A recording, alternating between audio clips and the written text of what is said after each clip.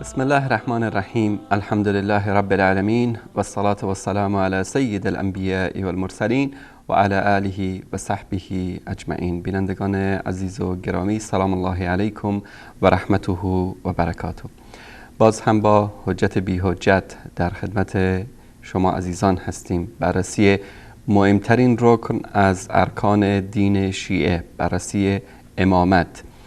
برای بررسی این موضوع رفتیم به سراغ صحیح ترین کتاب بعد از قرآن کریم در نزد شیعیان، گرچه امروزه حتی از صحیح بودن این کتاب هم فرار میکنن، اما این یک واقعیت است که کتاب اصول کافی صحیح ترین کتاب در نزد شیعیان اثناعشری هست بعد از قرآن کریم، که ما خواستیم از این کتاب ادعای حجیت ائمه اهل بیت بعد از پیامبر صلی الله علیه و آله و سلم و اینکه این 12 امام از طرف الله سبحانه و تعالی برای امامت و جانشینی پیامبر صلی الله علیه و آله و سلم نصب شدند. در هفته گذشته رسیدیم به باب مولد ابی جعفر امام محمد باقر. امام محمد باقر که یکی از امامان بزرگ مذهب شیعه اثناعشری است. وقتی که برای بررسی این باب سری زدیم به کتاب اصول کافی، با تعجب دیدیم که 6 روایتی که در این باب وجود داره هیچ کدومش صحیح نیست. روایت اول رو آقای مجلسی در مرآت العقول گفته که ضعیف است. روایت دوم رو گفته که ضعیف علی المشهور صحیح عندی، یعنی همه گفتن که این روایت ضعیف است، اما این آقا اومده گفته این روایت صحیح است. و قضیه تصحیح و تضعیف هم که میدونید در این دین بر اساس هوای نفس است و هیچ مبنای علمی نداره. روایت سوم حسن هست، روایت چهارم مجهول است، روایت پنجم ضعیف است، روایت ششم ضعیف علی المشهور. بهترین روایت در این باب روایت سوم است که جناب استاد مولانا عبدالقدوس دهقان در هفته گذشته به بررسی همین روایت به شکل مختصر پرداختن، که دیدیم این روایتی که حسن هست در این روایت تناقضات فراوانی وجود داره و قضیه ادعای ملاقات جابر بن عبدالله انصاری و امام محمد باقر ذکر شده که بعد از بررسی این ادعای این ملاقات به تناقضات عجیب غریبی در کتب خود شیعه برخوردیم. در یک جای گفتن که ملاقات در مکتب خانه بوده، جای دیگه گفتن که ملاقات در خونه امام محمد باقر بوده، جای دیگه گفتن که ملاقات در خونه جابر بوده.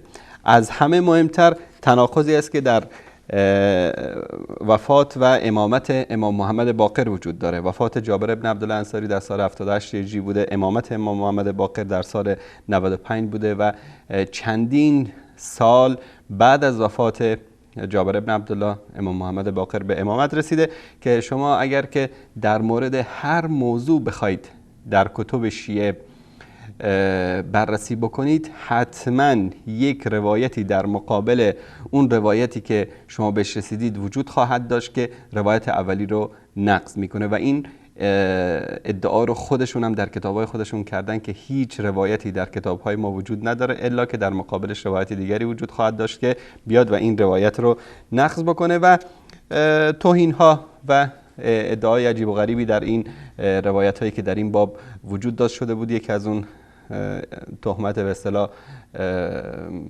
کفتربازی به امام محمد باقر بود که زبان کفترها رو با زبان خودشون با کفترها صحبت میکردن و جریان اون کفتر صیغه‌ای که در هفته گذشته در موردش صحبت کرده بودیم، یا اینکه شوهر اون کفتره به اصطلاح خانومش رو متهم کرده بود به عمل نامشروع که امام محمد باقر این کفتر بیچاره رو از دست شوهرش نجات میده. در این هفته میخوایم بریم سری بزنیم به باب الاشاره و النص علی ابی جعفر امام محمد باقر و ببینیم که جناب آقای کلینی بعد از 20 و اندی سال زحمت و کوشش های شبانه روزی در این باب چه دستگلی به آب داده. مهمان همیشگی برنامه حجت بی حجت حضرت مولانا عبدالقدوس دهقان هستن که من عرض سلام و ادب دارم خدمت جناب مولانا. حیاکم الله، خوش آمدید. الحمد لله رب العالمین و صلی الله علی نبینا محمد و علی آله و صحبه اجمعین. منم در آواز یکی دیگر از برنامه‌های حجت بی حجت خدمت شما جناب استاد انصاری و همچنین شما بینندگان عزیز و ارجمند عرض ادب و سلام دارم. السلام علیکم و رحمت الله و برکاته. و همان گونه که مستحضر هستید در این برنامه ما میپردازیم به بیان یا نقد و تحلیل روایاتی که شیعیان ها را به عنوان مستند و دلایل و براهین امامت ائمه اثنا عشر خودشون نقل کردند و همان گونه که جناب آقای انصاری فرمودند رفتیم سراغ برترین و مهمترین و قدیمیترین کتاب شیعه که همانا کتاب اصول کافی هست. بینندگانی که تا به امروز برنامه ما را دنبال کردند با این واقعیت آشنا هستند، گرچه این واقعیت تلخی هست برای کام اون کسانی که این اصل دین و مذهب خودشون رو اصل امامت گذاشتند، مهمترین اصل اینو قرار دادند، لم یناد بشیء کما نودی للولایه، و ادعا میکنند آنگونه که برای ولایت و این رکن اصلی دینشون و مذهبشون تبلیغ شده برای هیچ چیز دیگر تبلیغ نشده، در صورتی که ما میبینیم در مورد احکام فرعی و شرعی اسلام مانند نماز و روزه و زکات و حج، این احکام فرعی این اصول اسلام و ارکان اسلام میبینیم که دلایل قوی و دلایل صریح و صحیح و احیانا دلایل متواتر فراوانی وجود دارد. اما در باب امامت که اصلی ترین رکن دین شیعه هست میبینیم که هیچ گونه دلیل صحیحی در راستای اثبات این امامت به صورت کلی یا اثبات امامت هر یکی از این ائمه میبینیم که وجود ندارد. ما ابواب اشاره و نص را و قبل از آن ابواب دیگر رو از کتاب اصول کافی بررسی کردیم. اقوال خود علمای شیعه را که نقد کرده بودند این احادیث را، یا احیانا خود ما اومدیم و این تحلیل و تحقیق سندی کردیم، این روایات را محتوایشون رو برای شما معرفی کردیم و بیان کردیم. تا کنون به روایت صحیح و صریحی که دال بر امامت هر یک از این ائمه باشد ما در این کتاب تا کنون مواجه نشدیم و ندیدیم. و واقعا این یک چالش بسیار بزرگی هست برای اصلی بسیار بزرگ در دین شیعه و در مذهب شیعه، چالش حدیث صحیح برای اثبات امامت منصوصه ائمه اثنا عشر. میبینیم که این اصل بزرگ دین شیعه با این که وجه تمایز شیعه هست و یکی از بارزترین مشخصه های مذهب شیعه و تفاوتش با مذاهب اهل سنت و الجماعت هست، اما متاسفانه میبینیم که نه در قرآن سراغی از این امامت هست، نه آیه صریح در این مورد سراغ داریم که از آن استدلال بکنیم، و نه حدیث و گفتاری از رسول الله صلی الله علیه وسلم که به صورت صحیح نقل شده باشد و صریح باشد بر امامت ائمه اثنا عشره، و همچنین نه از گفتار اهل بیت رسول الله صلی الله علیه وسلم، گفتاری که در این کتاب که قدیمی ترین کتابشون هست در عصر غیبت صغرا و در زمانی که امام زمانشون قابل دسترسی شده تالیف شده، بازم میبینیم که در این کتاب حتی از اهل بیت رسول الله صلی الله علیه وسلم، از اون کسانی که آنها رو به عنوان امام مطرح کردند و علم کردند، میبینیم که از اقوال خود این ائمه هم دلیل صحیح و صریحی مبنی بر امامتشون وجود نداره. در باب اصول اساساً باید قرآن سخن بگوید، یعنی این که دلیل و مستند اثبات اصول اسلام یا اصول مذهب حتی باید قرآن کریم باشد، بعد از آن احادیث رسول الله صلی الله علیه وسلم، یا در مرحله بعدی اقوال صحابه و ائمه اهل بیت، و باید متواتر باشد. اگر متواتر نیست حد اقلش این است که در این زمینه روایات صحیحی وجود داشته باشد. اما در مورد امامت در مذهب شیعه و با دیدگاه و قرائت شیعه و اون گونه که شیعه تعریف کردند، نه آیه قرآنی صراحت دارد، نه روایتی از رسول الله صلی الله علیه وسلم که هم صحیح باشد و هم صریح باشد وجود ندارد، و نه گفتار اهل بیت رسول الله صلی الله علیه وسلم که هم صحیح باشد یا صریح باشد وجود ندارد، و نه تواتری در این زمینه صورت گرفته مبنی بر امامت ائمه اثناعشر و حتی یک حدیث واحد، خبر واحدی که صحیح و صریح باشد در مورد امامت هیچ کدام از ائمه اثناعشر شیعه وجود ندارد و تا به امروز و که نمیدونم دقیقا چندمین برنامه هست و رسیدیم به باب اشاره و نص بر ابی جعفر، چون این روایتی رو که قابل استناد باشه که یک انسان عاقل و بالغ و فهمیده و یک انسانی که حرف خودش را، عقیده خودش را و نظر خودش را از قرآن و حدیث و روایات صحیح میگیرد بر آن مبتنی بکند. در این مورد ما چنین دلیلی را متاسفانه یا خوشبختانه مشاهده نکردیم و این مسیر را انشاءالله با بینندگان ادامه خواهیم داد و در برنامه امروز با باب اشاره و نص بر ابی جعفر علیه السلام است. جزاکم الله خیر. بله بینندگان عزیز و گرامی، همانطوری که جناب مولانا فرمودند ما در کتب شیعه، اگر عزیزانمون بتونن این صفحه رو نشون بدند، این در کتاب اصول کافی است از کلینی جلد 2 صفحه 18. در اینجا باب دعایم الاسلام در اینجا میگه که از ابی جعفر علیه السلام امین امام محمد باقر روایت کردن که قال بنی الاسلام علی 5، اسلام بر 5 چیز استوار هست: علی الصلاة و الزکات و الصوم و الحج و الولایه ولم یناد بشیء کما نودی بالولایه. اسلام بر 5 چیز استوار هست، بر نماز و زکات و روزه و حج و ولایت، و چنانچه بر ولایت ندا داده شده بر هیچ چیز دیگه. یعنی خود این روایت، مفهوم این روایت اینو میرسونه که امامت و ولایتی که این همه براش دست و پا میزنن برتر از همه ارکان و اساسات دین مبین اسلام بوده و حتی این امامت قبل از اسلام هم وجود داره. چنانچه در بعضی از کلیپ ها دیدید که میگن که حضرت ابراهیم به خاطری که امامت علی رو قبول نکرده بود در آتش انداخته شد و وقتی که امامت رو قبول کرد از آتش نجات یافت. یونس در شکم ماهی انداخته شد چون امامت علی رو قبول نکرد و بعد از اینکه قبول کرد از شکم ماهی نجات پیدا کرد. و درباره پیامبران اولوالعزم این گونه توهین‌ها و اهانت‌ها رو در کتاب‌های اینا و در اقوال علمای اینا فراوان میشه یافت. این امامتی که این همه مهم هست که به خاطر اون حتی رسول اکرم صلی الله علیه و آله و سلم متهم میشه در کتب شیعه به ترسویی و به اینکه جرئت نمی‌کرد علیاذ بالله این امامت علی رو ابلاغ بکنه، تا اینکه الله سبحانه و تعالی بر او غضب کرد و او مجبور شد که امامت علی رو اعلام بکنه. اما این امامت با این همه اهمیتش می‌بینیم که در همه کتب اینا اگر شما بگردید یک روایت صحیح و سند، یا سندش صحیح باشه یا متنش صحیح باشه، شما نمیتونید پیدا بکنید که ثابت بکنه امامت امامان 12گانه اینها رو. جناب مولانا، ما به باب اشاره و نص علی ابی جعفر علیه السلام رسیدیم. در این مورد چه دست گلای باب داده آقای کلینی؟ همون گونه که قبلا من اشاره داشتم، متاسفانه در این مواردی که ما بررسی کردیم و حتی بر اساس تشخیص خود علمای مذهب شیعه و بزرگان و استوانه‌های علمیشون مانند علامه مجلسی، در این زمینه روایت صحیح و صریحی که دال بر امامت باشه متاسفانه یا خوشبختانه وجود ندارد. ابواب گذشته رو و 4 امام قبلی شیعه رو با هم ما دلایل امامتشون بررسی کردیم.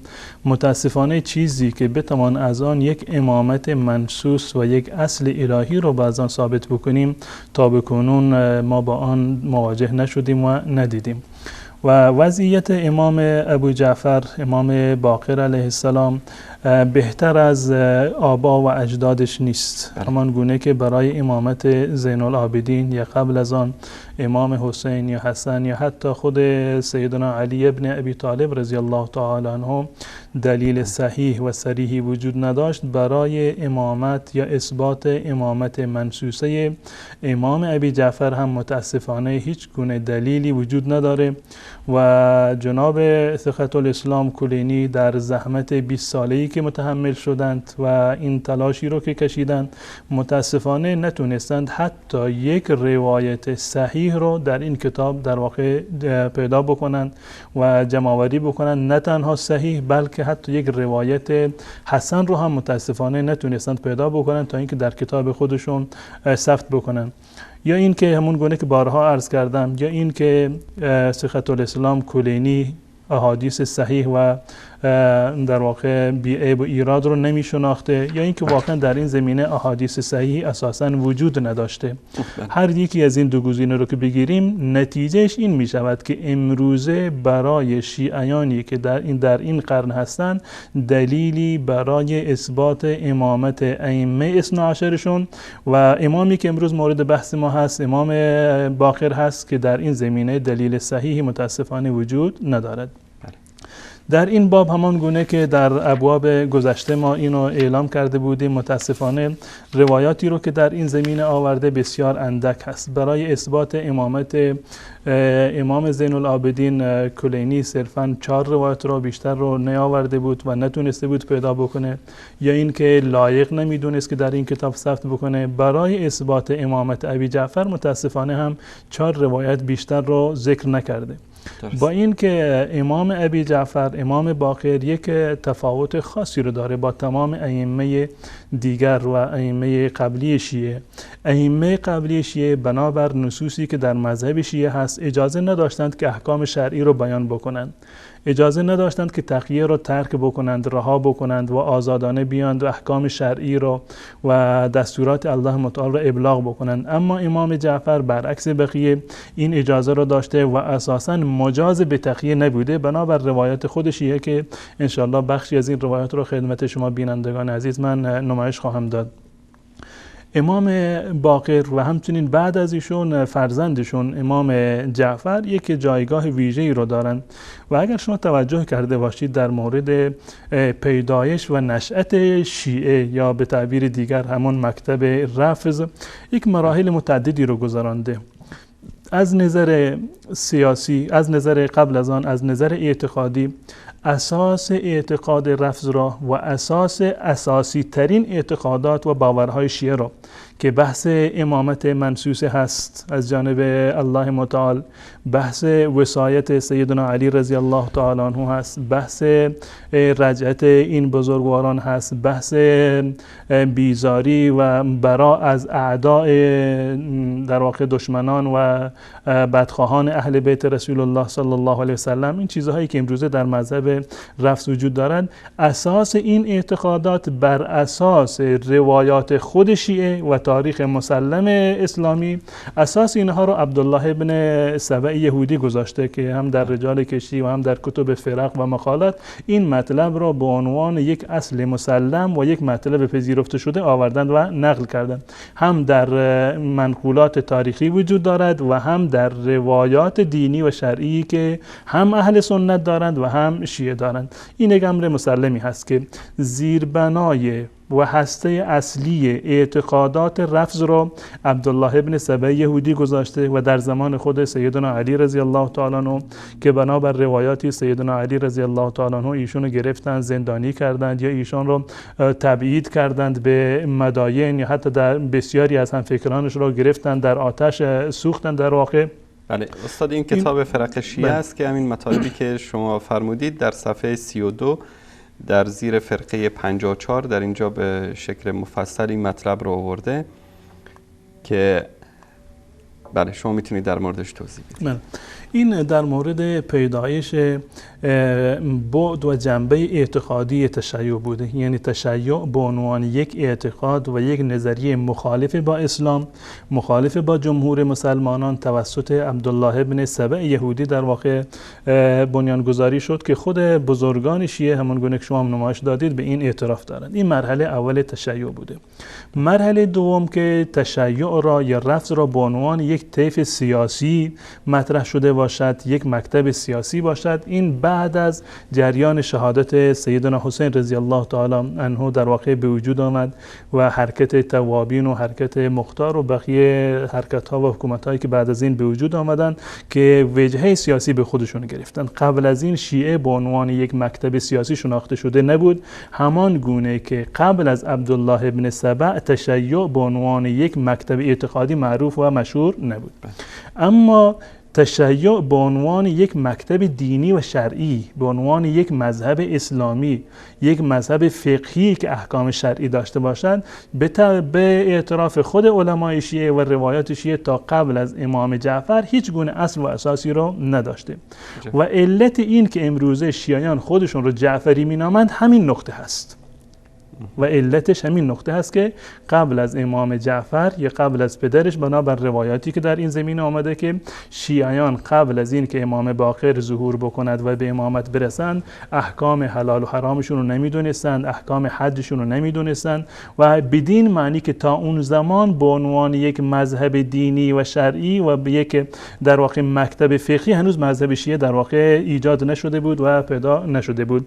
بعد از این هست که در واقع شیعه به عنوان یک مکتب فقهی هم مطرح شده و یک مذهب جدید اسلامی که عرض بکنم که هیچ بلکه غیر اسلامی که مبنای اعتقادیش همون مبنای عبدالله ابن سبع یهودی بود و در واقع به وجود آمد و پیدا شد. البته یعنی منظور شما این است که اینا از همین جریاناتی که اتفاق میافتاد سوء استفاده میکردن به نفع اون اعتقادات باطنی که خودشون داشتن و این اعتقادات روافض اثناعشریه و غیره ربطی به ائمه اهل بیت نداره. قطعا این گونه هست. استفاده می‌کردن. قطعا این گونه هست. هیچ کدام از ائمه اثنا عشر که نیستن، همون 11 که هستن، 11 امامی که شیعه دارن، اون 12می که موهوم مطلق و یک موجود ناشناخته‌ای هست تا به امروز هیچ دلیلی برای وجودش یا برای اثباتش متاسفانه یا خوشبختانه وجود ندارد. اما 11 امام دیگر که بودند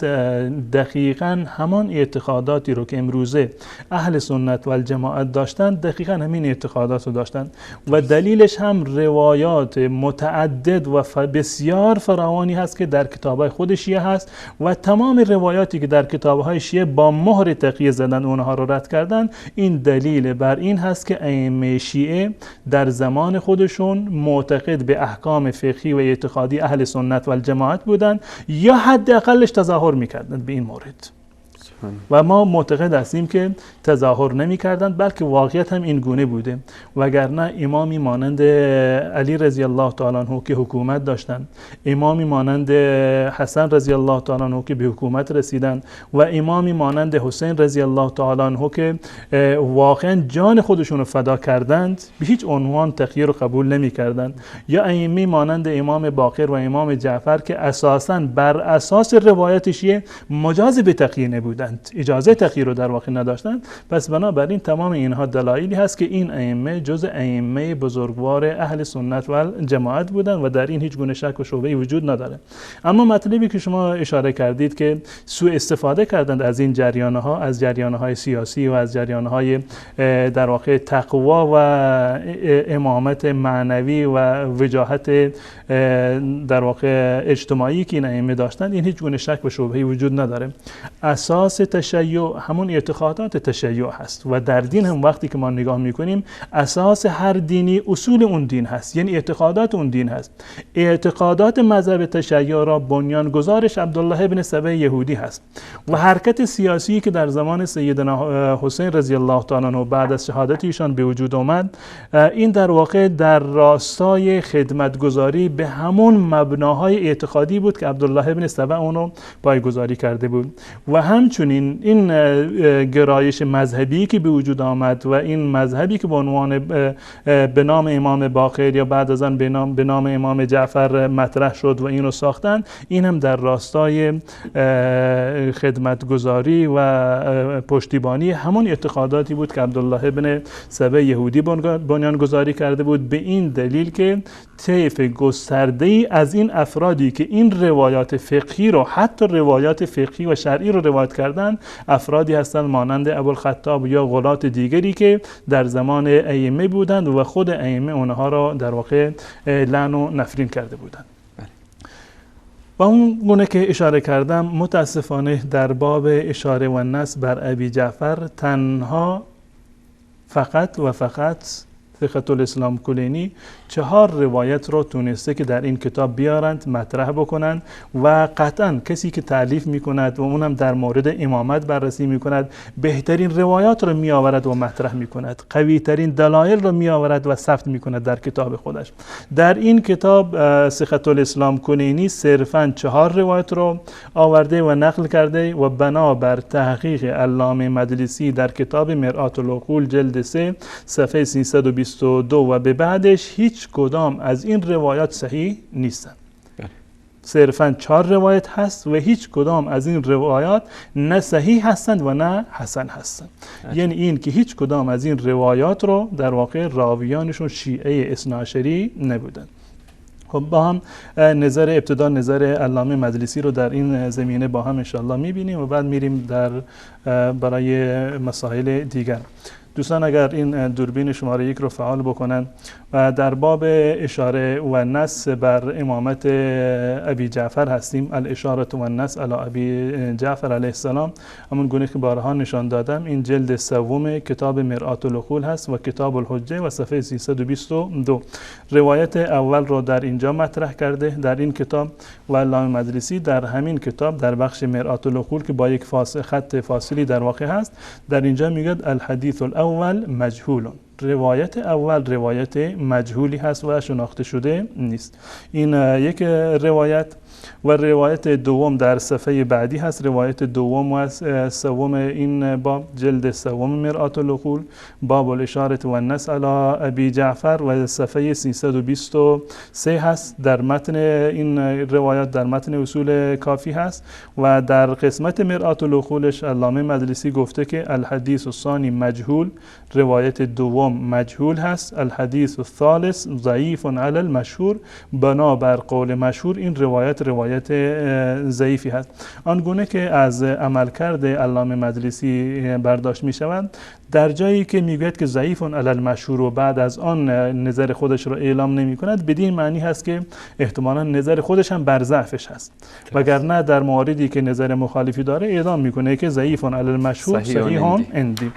و در صفحه بعدی در صفحه 325 آخرین روایت این باب رو مطرح کرده و قبل از باب اشاره و نصب بر ابی عبدالله جعفر ابن محمد صادق هست. روایت 4 هست الحدیث الرابع ضعیف بالسند الاول، 2 سند داره، با سند اول این ضعیف هست و با سند دوم موثق هست، یعنی به درجه صحت یا به درجه حسن در واقع نرسیده. این نتیجه زحمتی هست که علامه مجلسی و قبل از آن کلینی در واقع متحمل شده و سالها اونگونه که بارها اینو در اصل کتاب و در مقدمه کتاب در محقق اینو اضافه کرده که کلینی 20 سال تمام زحمت کشید تا تونست یک چنین کتاب واقعا نایابی رو و نادری رو به جهان تشیع هدیه بدهد، اما متاسفانه در ظرف این 20 سال نتوانسته که حتی یک روایت صحیحی رو بیاورد، پیدا بکند، اونو مطرح بکند و اونو تحویل جامعه شیعه بدهد به عنوان روایت صحیحی که دال بر امامت امام باقر رضی الله تعالی عنه باشد. من وقتی که این روایت رو بررسی می کردم در کتاب اصول کافی و همچنین نظر آقای محمد باقر مجلسی رو در این زمینه مطالعه می کردم، یعنی همون گونه که قبلها، یعنی واقعا من متاسف شدم که کلینی با این که در زمان غیبت صغرا بوده، در زمان این بوده که قابل دسترسی بوده که به امام خودش دسترسی پیدا بکند، اصحاب ائمه زنده بودند و نسل اول راویان شیعه رو، نسل اولشون که هیچی، یعنی آقای کلینی هم با چندین نسل و چندین سلسله سند اینو در واقع نقل میکند، اما به هر صورت معتبرترین موثقترین راویان شیعه رو قابل دسترسی بودند در اون زمان، اما متاسفانه 4 روایت رو بیشتر نیاورده و تمام این روایات از دیدگاه ما که هیچ، بلکه از دیدگاه خود علمای شیعه مانند علامه مجلسی روایات مجهول و ضعیفی هستند که به هیچ عنوان عاقلانه نیست که یک انسان مسلمان حتی یک حکم فرعی را، حکم وضو را، حکم استنجا را، حکم دستشویی رفتن را از یک روایت مجهول در واقع یا ضعیف استنباط بکنه و استدلال بکنه، چه برسد به یک اصلی که در باب اعتقادات هست و چه برسد به مهمترین اصلی که در مذهب شیعه وجود دارد. بعد از این من رفتم سراغ یکی دیگر از کتب ثمانیه اهل تشیع. میدونیم که کتاب اصول کافی جز کتب اربعه هست، یعنی جز 4 کتاب برتر شیعه و از میان این 4 کتاب برترینشون هم همین کتاب اصول کافی هست. یک قدم که فراتر برویم و کتب ثمانیه شیعه رو که بررسی بکنیم، یعنی 8 کتاب برتر مذهب شیعه که یک از اونها کتاب بحار الانوار هست. در کتاب بحار الانوار که میدونید که آقای کلینی این کتاب خودش رو، بخش اصولش رو صرفاً 2 جلد هست و اگر با تمام جلدهاش حساب بکنیم کتاب اصول و فروع و روزش رو مجموعاً 8 جلد هست این کتاب. اما علامه مجلسی اومده کتابش رو بسیار گسترده کرده، بسیار قطور کرده که 110 جلد در واقع امروزه چاپ شده. در این کتاب 110 جلدی به نظر شما علامه مجلسی چند روایت آورده باشد برای اثبات امامت امام باقر؟ یعنی در کتاب 110 جلدی در بخش اعتقاداتش و در بابی که به عنوان اثبات امامت امام باقر هست، حتی 10 روایت هم نرسیدند روایاتی که علامه مجلسی اونها رو آورده و در این کتاب نقل کرده. اما کاش که متقدمین شیعه مانند علامه کلینی نتونستند حتی یک روایت صحیح رو پیدا بکنند. خب تلاشی رو که قرنها به طول انجام میده، تا قرن 11 و 12 به طول انجام میده، یعنی در قرن این 1200 سال باز هم شیعه نتونسته که یک روایت صحیحی رو برای اثبات امامت امام ابی جعفر و امام باقر در واقع بیارند و ثبت بکنند. من این کتاب بحار الانوار رو هم خدمت بینندگان نمایش بدم که در این زمینه که جزء اصول ثمانیه شیعه هست، مذهب تشیع و رافضه هست، و در این زمینه ببینیم که علامه مجلسی چند روایت آورده و چه مقدار از این روایات صحیح است. وقتی که ما ببینیم که قدیمی ترین کتابشون و صحیح ترین کتابشون برای اثبات امامت ابی جعفر روایت صحیح رو ندارند و متأخر ترین کتابشون و یکی از 4 کتاب آخرشون که جز کتب ثمانیه هست، با این که 1300 سال 2300 سال گذشته از تاریخ اسلام و هجرت رسول الله صلی الله علیه وسلم، باز هم نتونسته باشند حتی یک روایت صحیح رو جمع آوری بکنند و برای شیعیان و مقلدین خودشون مطرح بکنند، این در واقع یک فاجعه بسیار بزرگ و عظیمی هست که پاسخگوی این باید اون مراجعی باشند که تا به امروز شیعیان را فریفتند و این اصل را به عنوان یک اصل الهی و ائمه را به عنوان امامان منصوص از جانب الله متعال آوردند و معرفی کردند و این انحراف عظیم را در جهان اسلام و در جامعه اسلامی به وجود آوردند. جناب استاد خیلی میبخشید، من اینجا نکته مهمی رو اشاره کردید که در مورد قضیه امامت مجلسی مثلا نتونسته 10 تا روایت صحیح بیاره. واقعا آدم تعجب میکنه، مثلا در باب کفر، اثبات کفر ابوبکر و عمر و عثمان، مجلسی 174 روایت آورده. دوستان عزیز اگر نشون بدن این صفحه رو، این صفحه از کتاب بحار الانوار هست، صفحه 393 در جلد 52. در اینجا میگه که اینجا دوستان اگر که بتونن زوم بکنن، بعد از روایت 173مین روایت میاد در اینجا میگه که اقول الاخبار الداله على كفر ابي بكر وعمر واضرابهما وصواب لعنهم وبراءة منهم وما يتزمن بدعهم اكثر من ان يذكر في هذا المجلد او في مجلدات شتى.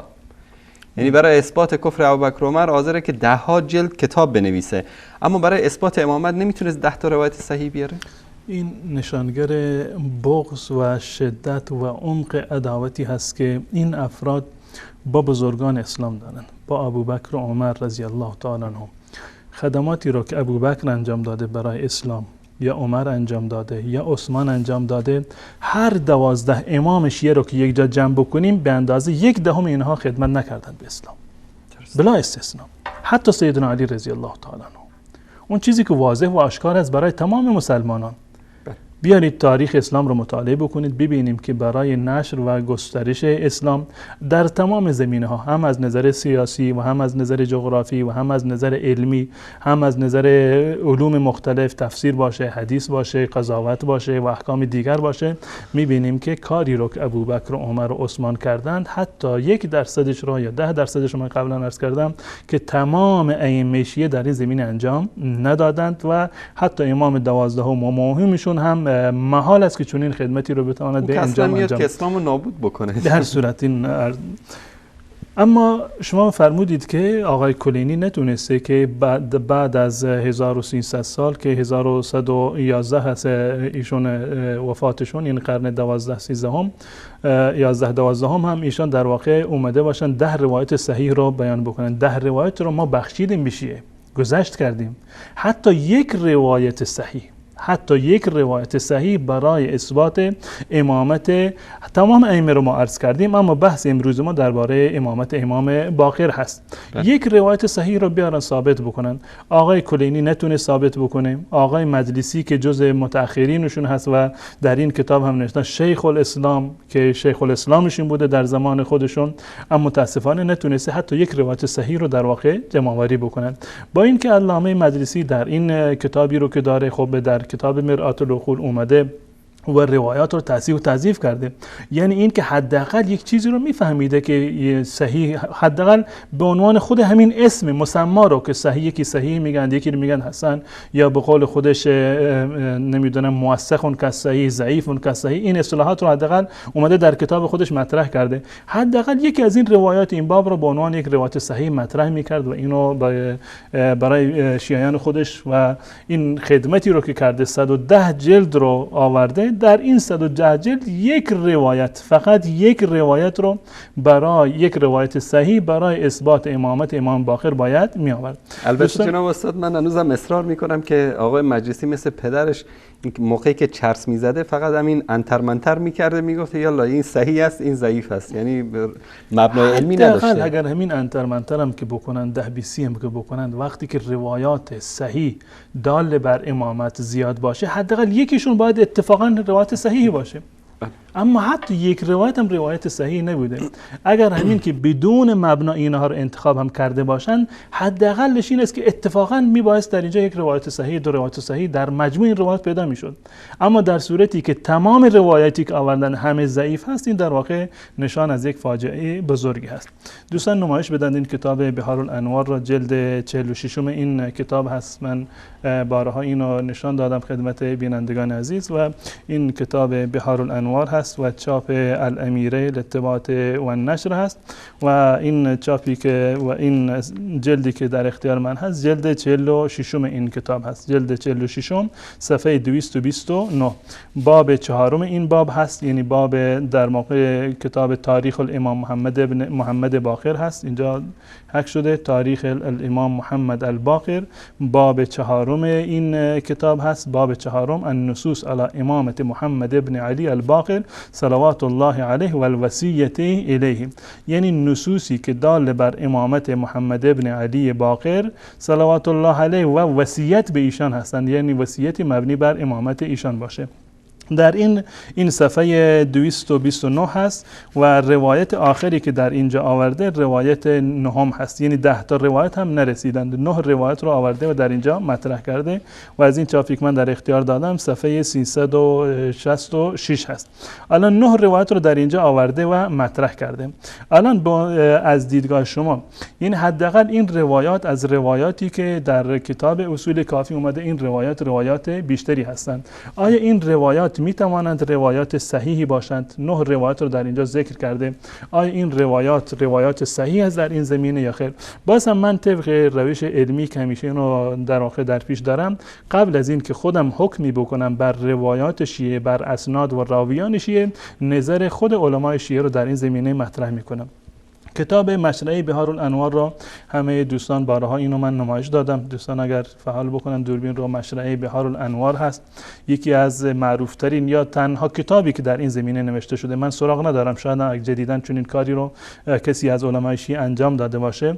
تنها کاری که برای نقد روایات کتاب بهار الانوار نوشته شده و این کتاب در 2 جلد هست و این واقعا جای تعجب هست که انسان یک کتاب 110 جلدی را آیت الله محمد آصف محسنی آورده و اینو بررسی کرده و روایات این کتاب رو بررسی کرده. واقعا یعنی جای تعجب هست که یک کتاب 110 جلدی را بخواید که بررسی سندی بکنید و روایات صحیح و سقیمش را بخواید بیان بکنید و نهایتا 2 جلد باشه، این واقعا جای بسیار تعجب داره. یعنی این که تعداد روایات ضعیف و معتبر در این کتاب واقعا نایاب هست و خصوصا این روایاتی که در این 2 جلد کتاب اومده در اکثر ابواب کتاب بهار الانوار، وقتی که من کتاب مشرعه را مطالعه میکنم میبینیم که آقای آیت الله آصف محسنی میگوید که در این باب روایت معتبری وجود ندارد. عجب. در اکثر ابوابش این گونه میگوید.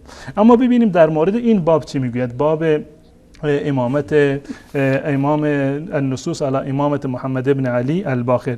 این کتاب مشرعه بهار الانوار هست و جلد دوم العارف للمطبوعات اینو چاپ کردن و این جلد دوم این کتاب هست و در صفحه 160 این کتاب مشرعه بهار الانوار جلد دوم و صفحه 160 در این کتاب هست و باب دوم را در اینجا الباب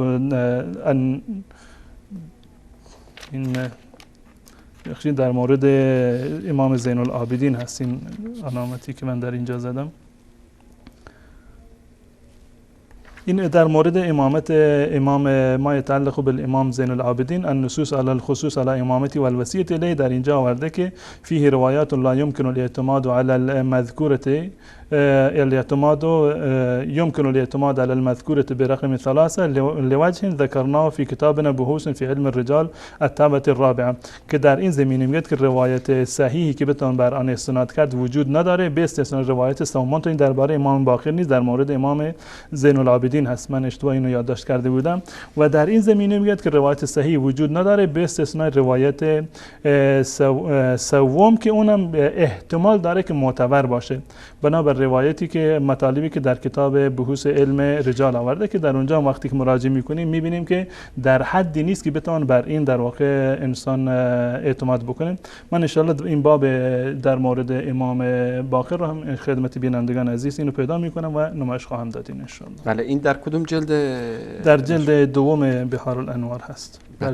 در جلد دوم مشرعه بهار الانوار هست. بله. پس به این صورت در این باب این آقای کلینی که این 4 روایت رو آورده به هیچ کدوم از اینا نمیشه برای امامت امام محمد باقر که میشه گفت یکی از پایه‌گذاران فقه جعفری هست اعتماد کرد. خب بینندگان عزیز و گرامی با هم یک میان برنامه کوتاه می‌بینیم. قبل از این که این مطلبی رو که من عرض کردم در اینجا از در صفحه 163 جلد دوم این کتاب باب 4 هست، همون گونه که من قبلا اینو نمایش دادم از خود کتاب بهار الانوار. دوستان اینو دوباره نمایش بدن. باب 4 هست النصوص علی امامت محمد ابن علی الباقر صلوات الله علیه والوصیة الیه. این کتاب بهار الانوار هست و کتاب مشرعه بهار الانوار جلد دوم این کتاب و امام محمد باقر و معجزاته و مکارم اخلاقه و صفحه 163 و جلد دوم این کتاب هست. باب 4 را در اینجا آورده و معرفی کرده. باب 4 هست الباب الرابع النصوص علی امامت محمد ابن علی الباقر صلوات الله علیه. اینجا هم علامت زده که در کتاب بهار الانوار جلد 46 هست و صفحه 229. دقیقاً همین چیزی که در اینجا هست. دوستان دوباره اینو اگر نمایش بدن جلد 46 صفحه 229 دقیقاً همین بابی هست که در اینجا هست. در اینجا میگه که فیه 7 روایات، میگه در این 7 روایت هست. گرچه در اونجا وقتی که علامت رو من نشون دادن 9 روایت بود، در اینجا گفته که 7 روایت است. فیه 7 روایات و کأن الراوی الاول في الرواية الأخيرة وكان الراوي الأول في الرواية الأخيرة الزهري وفيما قبلها مالك بن أعين وهما من العامة. میگه که این راویانی که مثلا در روایت اول هست و در روایت آخر زهری هست یا این افراد میگه که از راویان عامه هستند. و هذا عجیب، میگه این چیز عجیبی هست و واقعا هم عجیبه که آقای مجلسی در این کتاب برای اثبات امامت ائمه 12 میخواد یک روایت صحیح بیاره، میاره از عامه نقل میکنه. روایت اهل سنت از دیدگاه شیعه ولو این که راویش یک راوی در واقع ثقه و عادل باشه، ولو این که راوی اهل سنت ثقه و عادل باشه، از دیدگاه شیعه این روایت موثق هست، نه روایت حسن و روایت صحیح. روایت صحیح و حسن اون روایتی هست که راویش الزاماً باید شیعه اثناعشری باشه. میگه این روایت زهری هست یا روایت قبلیش مالک ابن عین هست که این دوتا از عامه هستن. و هذا عجیب و علی کل، به هر صورت کل روایات الباب غیر معتبره، روایات این باب غیر معتبر هستن، حتی یکی از روایات این باب روایت معتبر نیستن. پس عجیب نیست که برای تصحیح و تضعیف بهارالانوار 110 جلدی 2 جلد کتاب بنویسه. خیلی راحت اومده یک باب کامل رو در 3 خط تضعیف کرده. پس بنابراین این واقعا یک چالش بسیار بزرگی هست که یکی از متقدمین شیعه مانند صحت الاسلام کلینی که هم پای ایشان کسی در مذهب شیعه ما سراغ نداریم، اومده باشه 20 سال زحمت بکشه نهایتا 4 روایت رو آورده باشه و هیچ کدام از این 4 روایت صحیح نباشن. متأخرینشون کسی مانند علامه مجلسی که تونسته 110 جلد کتاب را، این فقط یکی از کتابهایش است که جمع‌آوری کرده، در 110 جلد کتابش و در بخشی که مهمترین اصل کتابش باید باشه و بخش اصولش که در مورد اعتقادات در واقع مطرح کرده، مسائلی را آورده، صرفا 9 روایت رو در این کتاب آورده و هیچ کدام از این روایات بنابر اعتراف خود بزرگان شیعه روایت صحیحی نباشه.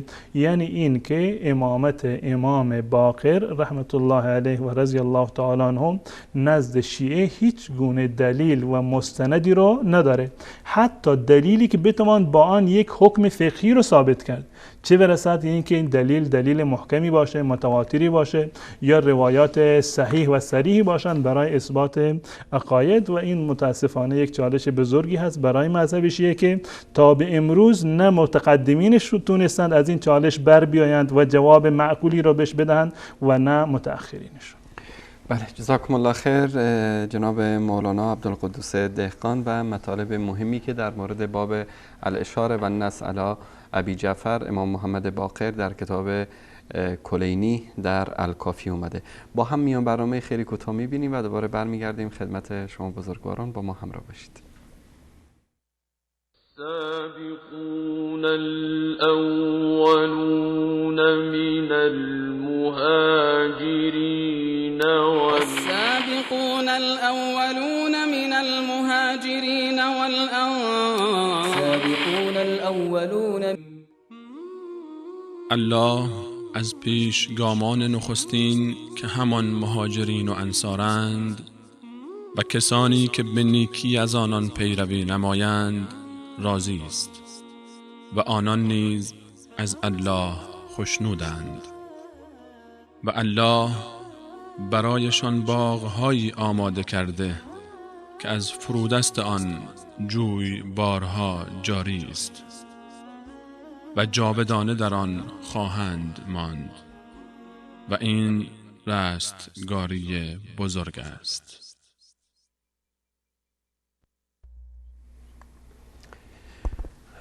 با سلامی دوباره خدمت بینندگان عزیز و گرامی، با شما عزیزان هستیم در برنامه حجت بی حجت و باب الاشاره و النص علی ابی جعفر امام محمد باقر در کتاب کافی. جناب مولانا، آیا نیاز هست که دیگه با این وضعیت درب و داغونی که این 4 روایت این باب داره بیشتر بپردازیم به محتوا و بررسی این روایت ها؟ در واقع اگر انسان واقعا بر اساس اصول علمی یعنی پیش برود، نیازی به بررسی متن این روایت در واقع نباید باشه. وقتی که به اعتراف بزرگان شیعه در این باب روایت صحیحی یا حسنی وجود ندارد، پس بنابراین استدلال از چنین روایاتی یا بررسی محتوای چنین روایاتی عاقلانه هم نیست و هیچ دردی رو در واقع دوا نمی کنند. اما من یک نکته رو فقط میخوام اشاره بکنم. بالفرض و المحال اگر این 4 روایت صحیح باشند، ضعیف که صحیح که نیستند و همه مجهولند و در واقع ضعیف هستند و به هیچ عنوان نمی شود یک عقیده رو و امامت منصوص الهی رو از چنین روایاتی ثابت کرد. بالفرض این که این روایات صحیح هم می بودند، باز هم دلالت بر امامت نداشتند. بالفرض این که این روایات صحیح می بودند، حتی اگر متواتر هم می بودند، باز هم دلالتی بر امامت امام باقر رحمت الله علیه نمی کردند. مثل همون بررسی باب حدیث لوح جابر رو که روایتی که میگفتن متنش صحیح است، راویانش مشکل داشت. وقتی می اومدیم روایت دیگری که راویانش صحیح بودن میدیدیم که متنش مشکل داره. یعنی خلاصه به قول شما از هر دری وارد بشید عاقبتش به جهنم منتهی میشه. این احادیث متاسفانه این گونه هست. ولو اینکه ما فرض بکنیم، چشما رو ببندیم و صرف نظر بکنیم، میبینیم که باز هم ولو این که این روایات صحیح یا حتی متواتری هم باشن، هیچ گونه دلالتی بر امامت امام باقر رحمت الله علیه ندارن. روایت اول و دوم این باب دوستان اینو نمایش بدن. من از اصل کتاب اینو خدمت بینندگان عزیز بیان بکنم. روایت اول و روایت دوم این باب هست. الاشاره و النص علی ابی جعفر علیه السلام و جلد 1 کتاب اصول کافی هست، کتاب الحجه، صفحه 305 و این روایت اولش هست با این سند که اینو آورده و در اینجا مطرح کرده. گرچه این روایات مجهولند و ضعیف علی المشهور هستند، به هر صورت خود محتوایش رو هم خدمت بینندگان من بیان میکنم. در این روایت از ابی جعفر نقل شده که زمانی که علی ابن حسین در بستر مرگ در واقع افتاده بود و بیمار بودند، آخرین بیماری ایشون و آخرین لحظات زندگیش بود، قبل ذلك اخرج سفتا او صندوقا عنده، یک سبد رو یا یک صندوق رو بیرون کرد و در آورد. فقال یا محمد احمل هذا الصندوق، این صندوق بردار ببر برای خودت. قال فحمل بین 4، 4 نفر اینو گرفتن. از بس که صندوق یا اون سبد بزرگ بود و سنگین بود، 4 نفر اینو گرفتند و برداشتند. وقتی که ایشون از دنیا رفتند، برادرانش اومدند ادعا کردند اون چیزی که در صندوق هست نصیب ما رو بده، سهمی ما رو از این صندوق بده. و امام باقر گفت والله ما لکم فیه شیء، شما در این صندوق هیچ حقی رو ندارید و اگر شما در این صندوق حقی رو می‌داشتی اینو اختصاصا به من نمیداد. و در اینجا آورده و کان فی الصندوق صلاح رسول الله صلی الله علیه و سلم و کتبه. این صندوقچه که نه یک صندوق بسیار بزرگ که 4 نفر اینو بلندش کردن، این محتوایش در واقع صلاح رسول الله صلی الله علیه و سلم بوده و کتاب‌های رسول الله، صلاح رسول الله و کتبه و کتاب‌های رسول الله. این روایت اول هست. و در روایت دوم همین مطلب را آورده نقل کرده. قال التفت علی بن الحسین الی ولده و هو فی الموت، زمانی که علی بن حسین در بستر مرگ بود نگاه کرد به فرزندانش که دوربرش جمع شده بودند. ثم التفت الی محمد ابن علی، و به نگاه به محمد ابن علی یعنی امام باقر انداخت. و قال یا محمد هذا الصندوق اذهب به الی بیتک، این صندوق رو بردار ببر به خانه خودت. قال اما انه لم یکن فیه دینار ولا درهم ولكن کان مملوءا علما، این پر از علم بود. الان در این 2 روایت اومده که در زمان وفات امام زین العابدین امام باقر رو این صندوق رو به امام باقر داد و وصیت کرد این صندوق مال شما باشه. خب از کجای این روایت فهمیده می شود که این دلیل بر امامت هست یا اشاره به امامت هست؟ مگر اینکه روایات جعلی دیگری رو بیاوریم که بله این سلاح رسول الله بود و هر کسی که سلاح رسول الله به دست اون برسد امام می شود. هر کسی که سلاح رسول الله به اون برسد اون در واقع امام هست. اگر بتونیم این روایت جعلی رو بیاریم ضمیمه بکنیم، شاید به یک عنوانی ما بتونیم این اشاره می شود بر در واقع امامت امام باقر. اما واقعیت رو وقتی که ما نگاه میکنیم وصیت کردن در آخر عمر حتی از دیدگاه بسیاری از علما واجب هست، چه امام باشن چه غیر از امام. و قطعا هر کسی از من و شما، از تمامی بینندگان عزیز، اگر بخواند وصیت بکنن به فرزندانش وصیت میکنن، در واقع وصیت میکنند یا بزرگترین فرزندشون. این یک دستور الهی هست. کتب علیکم اذا حضر احدکم الموت ان ترک خیرا الوصیة للوالدین. الله متعال اینو نوشته، فرض کرده، واجب کرده بر شما. وقتی که مرگ یکی از شما فرا میرسد، اگر مالی رو بعد از خودش گذاشته، باید وصیت بکند برای والدینش، برای اقربینش و اون کسانی که واقعا صلاحیت این در واقع جانشینی شما را یا صلاحیت این اجرای وصیت شما را داشته باشند. پس بنابراین این یک حکم کلی هست برای تمام انسان‌ها که باید وصیت بکنند. در اینجا هم امام وصیت کرده که این صندوقچه رو ببرند به یکی از بزرگترین فرزندانش، در واقع اینو بدن. این یک مطلب دیگر این که در این هر دو تا آورده که این صندوق یک صندوقی بود. در روایت اول گفته که فحمل بین اربعه، دوستان اینو دوباره نمایش بدن، فحمل بین اربعه، این صندوق به اندازه سنگین بود و بزرگ بود که فحمل بین اربعه، که 4 نفر اینو حملش کردند. 4 نفر حملش کردند. محتوایش چی بود؟ در این صندوق صلاح رسول الله و کتابهای رسول الله صلی الله علیه و سلم. در روایت دیگر میگوید که در این دینار و درهم نبود، اما تمامش پر از علم بود. پر از علم بود. اگر پر از علم بود، منظورش همون کتابها بازم میشوند، یا اینکه به یک صورت دیگر این علم ائمه رو نمیدونم، گاهی وقتی در صندوق هست، گاهی وقتی در شکمشون هست. به هر صورت وقتی ما میگیم علم، ما میگیم که حداقل منظورش همون در واقع کتابهایی باشه که از رسول الله صلی الله علیه و سلم در واقع باقی مانده.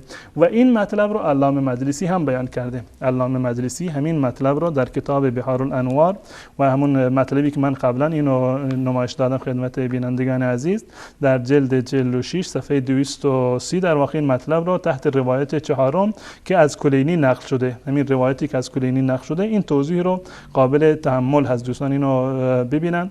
در اینجا میگه توضیح و اینو در واقع توضیح میدهد، میگه که قوله فحمل بین اربعه، این نقطه‌ای که در روایت آمده بود که این 4 نفری اومدند و این صندوق را گرفتند، اربعه رجال بیان لثقله، این بیانگر سنگینی صندوق هست، یعنی این که این صندوق بسیار بزرگی بوده. و کونه مملوءا من الکتب والآثار، و این معنی بدین خاطر که پر از کتاب و آثار بوده. پر از کتاب و آثار بوده. من واقعا تعجب میکنم، من این تعجب من هیچگاه از بین نرفته و در واقع تخفیف پیدا نکرده از عموم شیعه، که واقعا عموم شیعه واقعا چه اندازه ساده لوح هستند، چه اندازه ساده اندیش هستند، چه اندازه زود باور هستند. هر چیزی رو که از کتابهای خودشون، از علمای خودشون سر منبر، از روزخوانان خودشون میشنوند، این به عنوان یک اصل اعتقادی و یک اصل مسلم و یک مطلب صحیح اینو در واقع قبول میکنن.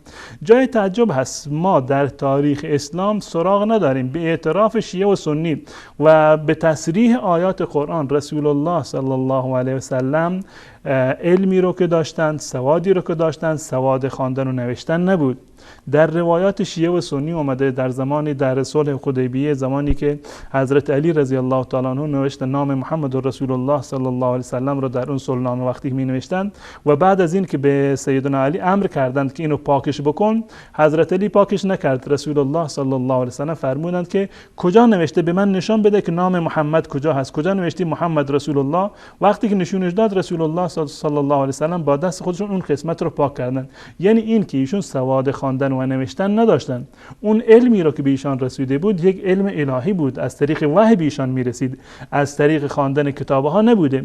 در هیچ جای تاریخ شیعه و سنی و مسلمان و غیر مسلمان وجود ندارد که رسول الله صلی الله علیه و سلم کتابی نوشته باشند، کتابی رو نوشته باشند یا کتابی رو خونده باشند، چون این چیزی اساساً وجود نداره که در این زمینه کتابی باشه. اون وقت روایات شیعه اومدند برای اثبات امامت امام باقر و بقیه امام ائمه، این روایات به صورت متعدد نقل کردند که در آخرین لحظات امام قبلی یک صندوقی رو، یک خورجینی رو که پر از کتاب‌های رسول الله بود، اینو رد و بدل می‌کردند، به همدیگر می‌دادند. کتاب‌های رسول الله کجا بوده؟ کجا رسول الله صلی الله علیه و سلم نویسنده یک کتاب بودند؟ یا کجا ثابت شده که رسول الله صلی الله علیه و سلم علی را یا کسی دیگر را بیارند بنشانند کتاب املا بکنند که بنویسند که یک خروار کتاب بشود که 4 نفر جوان باید اینو بگیرند حملش بکنند؟ چون این چیزی وجود نداشته. در روایات شیعه این وجود دارد که رسول الله صلی الله علیه و سلم در آخر، این اعتراف خود سیدنا علی رضی الله تعالی عنه است که بارها این روایت رو من نمایش دادم که میگه که علمنی حرفا، رسول الله صلی الله علیه و سلم علمنی حرفا یا بابا، که از اون 1000 باب در واقع باز میشد، یا 1000 حرف رو که از اون 1000 از هر یکی 1000 باب در واقع میشد، یا حرفا که از هر حرفی 1000 حرف دیگر باز میشد. این بوده وصیت رسول الله صلی الله علیه و سلم به اعتقاد خود روایات شیعه.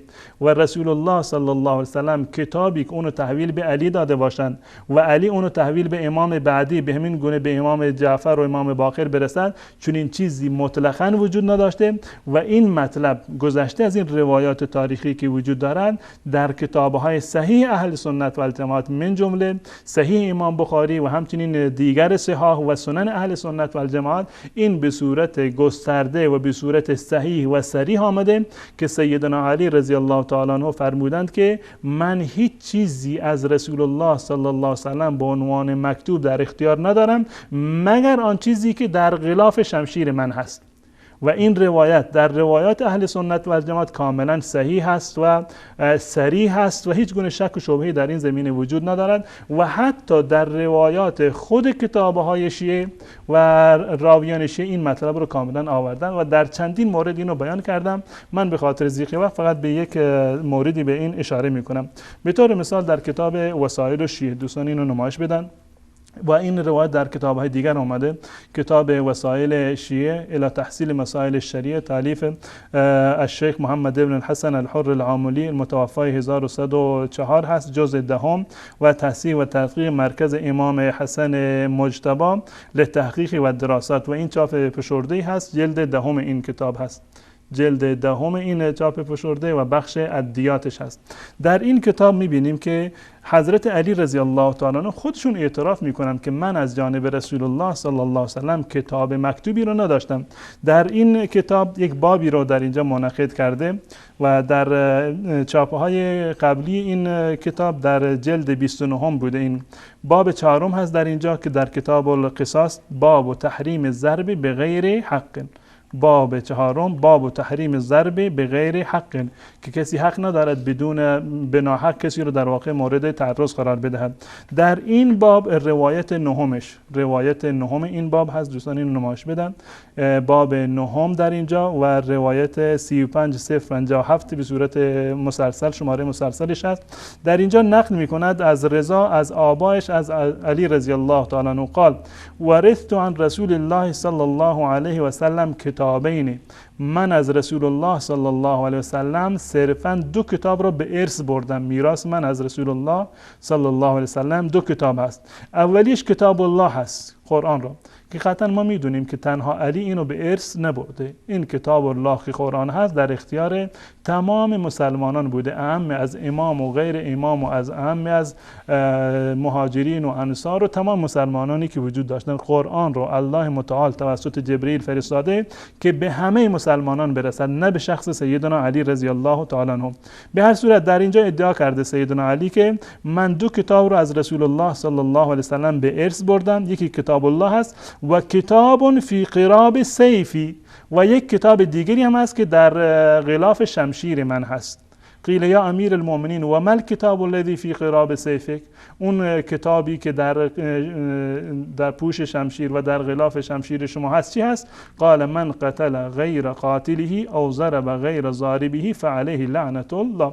این مطلب میگه در این کتاب و در این دست نوشته هست که هر کسی که غیر قاتل خودش را بکشد، یعنی هر اولیای مقتول وقتی که غیر قاتل مقتول خودشان را بکشند یا هر کسی که غیر ضارب خودش را بزنند، فعلیه لعنت الله، لعنت الله متعال بر اون باشه. الان سوال اینجا هست برای به تمام مراجع و به تمام علمای شیعه و به تمام در واقع شیعیان عزیز و ارجمندی که عقل خودشون را قاضی قرار میدهند، کتابی که سیدنا علی در اینجا تصریح کرده که از رسول الله چیزی به من ارث نرسیده مگر 2 کتاب. یکی قرآن که قرآن در اختیار همه هست و دیگری یک کتاب دیگر، کتاب معنی نوشته‌ای دست نوشته‌ای که در غلاف شمشیر من هست.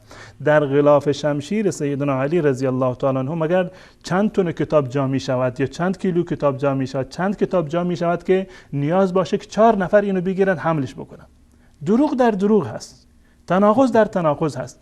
اما من تعجب میکنم که امروزه عوام شیعه یا علمای شیعه وقتی که این مطالب را بیان میکنند چگونه انسانهای در واقع ساده اندیشی هستند از عوام شیعه که این موارد را قبول میکنند و نه تنها قبول میکنند اما افرادی مانند شیخ کلینی یا آقای مجلسی آورده اینها را به عنوان دلیل امامت امام باقر همین مطرح کردند. کتابی وجود نداشته که رسول الله صلی الله علیه و سلم بعد از خودشون اون کتاب را در واقع به جا گذاشته باشند و اگر چیزی هم به جا گذاشته شده به اعتراف سیدنا علی و چندین روایت و چندین سند از اهل سنت و الجماعت اون چیزی نبوده، فقط یک چیزی، فقط یک خط بوده که در شمشیر و در غلاف شمشیر سیدنا علی رضی الله تعالی عنه در واقع جا بوده و چنین مطلبی نبوده که بتوانیم از آن امامت سیدنا امام باقر رحمت الله علیه را بیان بکنیم. این یک مطلب و مطالب دیگری رو که باز هم در این زمینه وجود دارند وقتی که ما نگاه میکنیم میبینیم که در روایات شیعه وجود داره و همچنین 2-3 روایات دیگری هم که در این هست و دلالت بر امامت ندارند، قطع نظر از این که ضعیف هستند و صرفا به این مطلب آمده و اشاره شده که عمر ابن عبدالعزیز به ابن حزم نامه نوشتند که ان یرسل الیه بصدقه علی و عمر و عثمان و ان ابن حزم بعث الی زید ابن الحسن، که این فرستاد افرادی را گفتند که نهایتا گفته فرسلنی ابی بالکتاب الی حتی دفعت الی ابن حزم، که این مطالب را بیان کرده که فقال زید ان الوالی کان بعد علی الحسن، والی اون کسی که سرپرست صدقات بوده، سرپرست اوقاف بوده، در صورتی که این اوقاف از سیدنا فاطمه هست. من بارها این نشون دادم 7 باغ بزرگ بوده و اوقاف‌های دیگری که بوده از فاطمه به علی رسیده، از علی به حسن و به حسین به این ترتیب رسیده، در صورتی که این خودش تضاد داره با اون روایاتی میگن که بله فدک رو یا نمیدونم تمام اموال فاطمه رو اومدند خلفا غصب کردند. در اینجا ادعا شده که امام باقر در واقع ولی بوده یا امام قبل از آن امام زین العابدین. ان الوالی کان بعد علی الحسن و بعد الحسن الحسین و بعد الحسین علی ابن الحسین و بعد علی ابن الحسین محمد ابن علی، که این افراد در واقع والیان بودند، یعنی سرپرست اوقاف سیدنا علی رضی الله تعالی عنه بودند. خب بالفرض که باشند، گرچه در این زمینه روایات دیگری هم وجود داره که این بزرگواران سرپرست اوقاف نبودند. بالفرض که باشند، آیا این که یک انسانی سرپرست یک باغی هست، یک اوقافی هست، آیا این دلیل بر امامت هست؟ هیچ عنوان نمیتونه امامت را ثابت بکند مگر این که بیاریم و روایات دیگری رو در واقع جلب بکنیم برای اثبات این مطلب. این یک نکته هست و در روایات دیگر اومده در مذهب شیعه این وجود دارد که نشانی های امام این است که فرزند بزرگتر امام قبلی باشه، به طور مثال در کتاب اصول کافی جلد 1 صفحه 284 دوستان این نمایش بدن. یک بابی رو در اینجا آورده، الامور التي توجب حجت الامام علیه السلام، اموری که موجب حجت بودن امام هست. به چه دلیل ما میتونیم یک امام را حجت حساب بکنیم یا به درجه امامت یا حجت میرسند؟ این روایت را گفته که قلت لابی الحسن الرضا، به امام رضا من گفتم که اذا مات الامام بما یعرف الذی بعده، وقتی که امام بمیرد امام بعدی از کجا شناخته می شود؟ چگونه ما میتونیم تشخیص بدیم امام بعدی امام هست؟ فقال للامام علامات، چندین علامت داره امام، منها ان یکون اکبر ولد ابیه، یکی از این روایات این است که امام بعدی باید بزرگترین فرزند امام قبلی باشد و یکی از این دلایل هست و علامات دیگر و علامات عجیب و غریبی رو هم در این زمینه در واقع نقل کردن. اما من بررسی نکردم زندگی نامه امام زین العابدین رو که فرزند اولشون کی هست یا فرزند دومشون کی بوده، آیا باقر بزرگترین فرزندانش بوده یا این که بزرگترین فرزندانشون در واقع نبوده. منتها روایتی که در کتاب اصول کافی در این زمینه در کتاب بحار الانوار اومده این نشان میدهد که امام باقر رحمت الله علیه بزرگترین فرزند خانواده در واقع نبودند، یعنی این که این علامت امام بودن و حجت بودن رو ایشون نداشتن. روایت نهمی هست دوستان نمایش بدن، اینو من قبلا اینو نشان دادم خدمت بینندگان عزیز، کتاب بحار الانوار هست و روایت نهمی که در بابی که من نشون دادم در این باب در واقع آمده بود و از معمر از زهری اینو نقل کرده بود، همون روایتی که آقای محسنی هم گفته بود. میگه دخلت علی علی ابن الحسین، نزد علی ابن حسین من رفتم در مرض ایشون، در زمانی که ایشون در بستر بیماری بودن. الذی توفی فیه اذ قدم الیه طبق فیه خبز و الحندبا، یک مطلبی رو تعریف میکنه تا اینکه نهایتا میگوید که یا ابا عبدالله الی ابن هذا، میگه من در سوال کردم از امام زین العابدین در اینجا که میگه که یا ابن رسول الله اذا کان من امر الله ما لا بد لنا منه، اگر یک اتفاقی افتاد که اتفاق حتمی هست، یعنی که اگر شما از دنیا رفتید و وقع فی نفسی انه قد نعى نفسه، من این احساس کردم که این اعلام مرگشون هست، فالی من یختلف بعدک، بعد از شما به چه کسی باید مراجعه بکنن؟ قال یا ابا عبدالله الی ابن هذا، به این فرزند من مراجعه بکنید، ابن هذا، و اشاره الی محمد ابنه، اشاره کرد به محمد، یعنی محمد باقر، انه وصي ووارثي وعيبة علمي معدن العلم وباقر العلم. قلت يا ابن رسول الله ما معنى باقر العلم؟ باقر العلم يعني چی؟ قال سوف يختلف إليه خلاص شيعتي، شیعیان خالص به ایشون مراجعه میکنند و یبقر العلم علیهم بقرا. قال ثم ارسل محمدا ابنه فی حاجت، بعد از این امام زین العابدین فرزندش محمد رو فرستاد به بازار برای یک کاری. فلما جاء محمد، بعد از این که امام محمد باقر اومد، قلت یا ابن رسول الله، من به امام زین العابدین گفتم ای فرزند رسول الله، هل اوصیت الی اکبر اولادک، چرا به بزرگترین فرزندت وصیت نکردی؟ خب وصیت کرده به امام باقر، سوال میکنه که امام چرا به بزرگ فرزند بزرگترت و ارشدت وصیت نکردی؟ به این معنی است که امام باقر فرزند ارشد نبوده. این معنی رو من خودم این مسئله رو دقیقاً تحقیق نکردم، اما از این روایت برمیاد.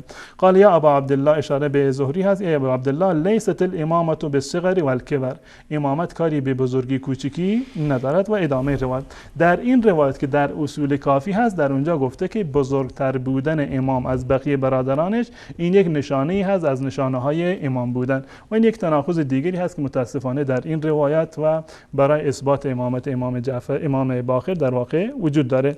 و بقیه مطالبی که در این روایت اومده فکر کنم به همین اندازه کافی باشه که تا محتوای این روایت و همچنین ارزش سندی این روایات و این باب برای بینندگان عزیز کاملا مشخص باشه که نه از نظر سندی می شود به این اعتبار داد و اینو معتبر قرار داد و حجت و سند باشه برای اثبات امامت، و نه از نظر محتوا، ولو این که محتوای این باب تمام روایاتش صحیح باشند و حتی این که متواتر باشند باز هم دلالتی بر امامت نمی کنند و باز هم می بینیم که متضاد هستند با علائم و روایات دیگری که در این زمینه در کتاب‌های خود شیعه وجود دارد. بله، جزاکم الله خیر. واقعا مطالب جامع و کافی بود برای کسانی که دنبال حق و حقیقت باشن. همین اندازه کافیه که در این باب 4 تا روایت اومده و هیچ کدومش امامت امام محمد باقر را ثابت نمی‌کنه.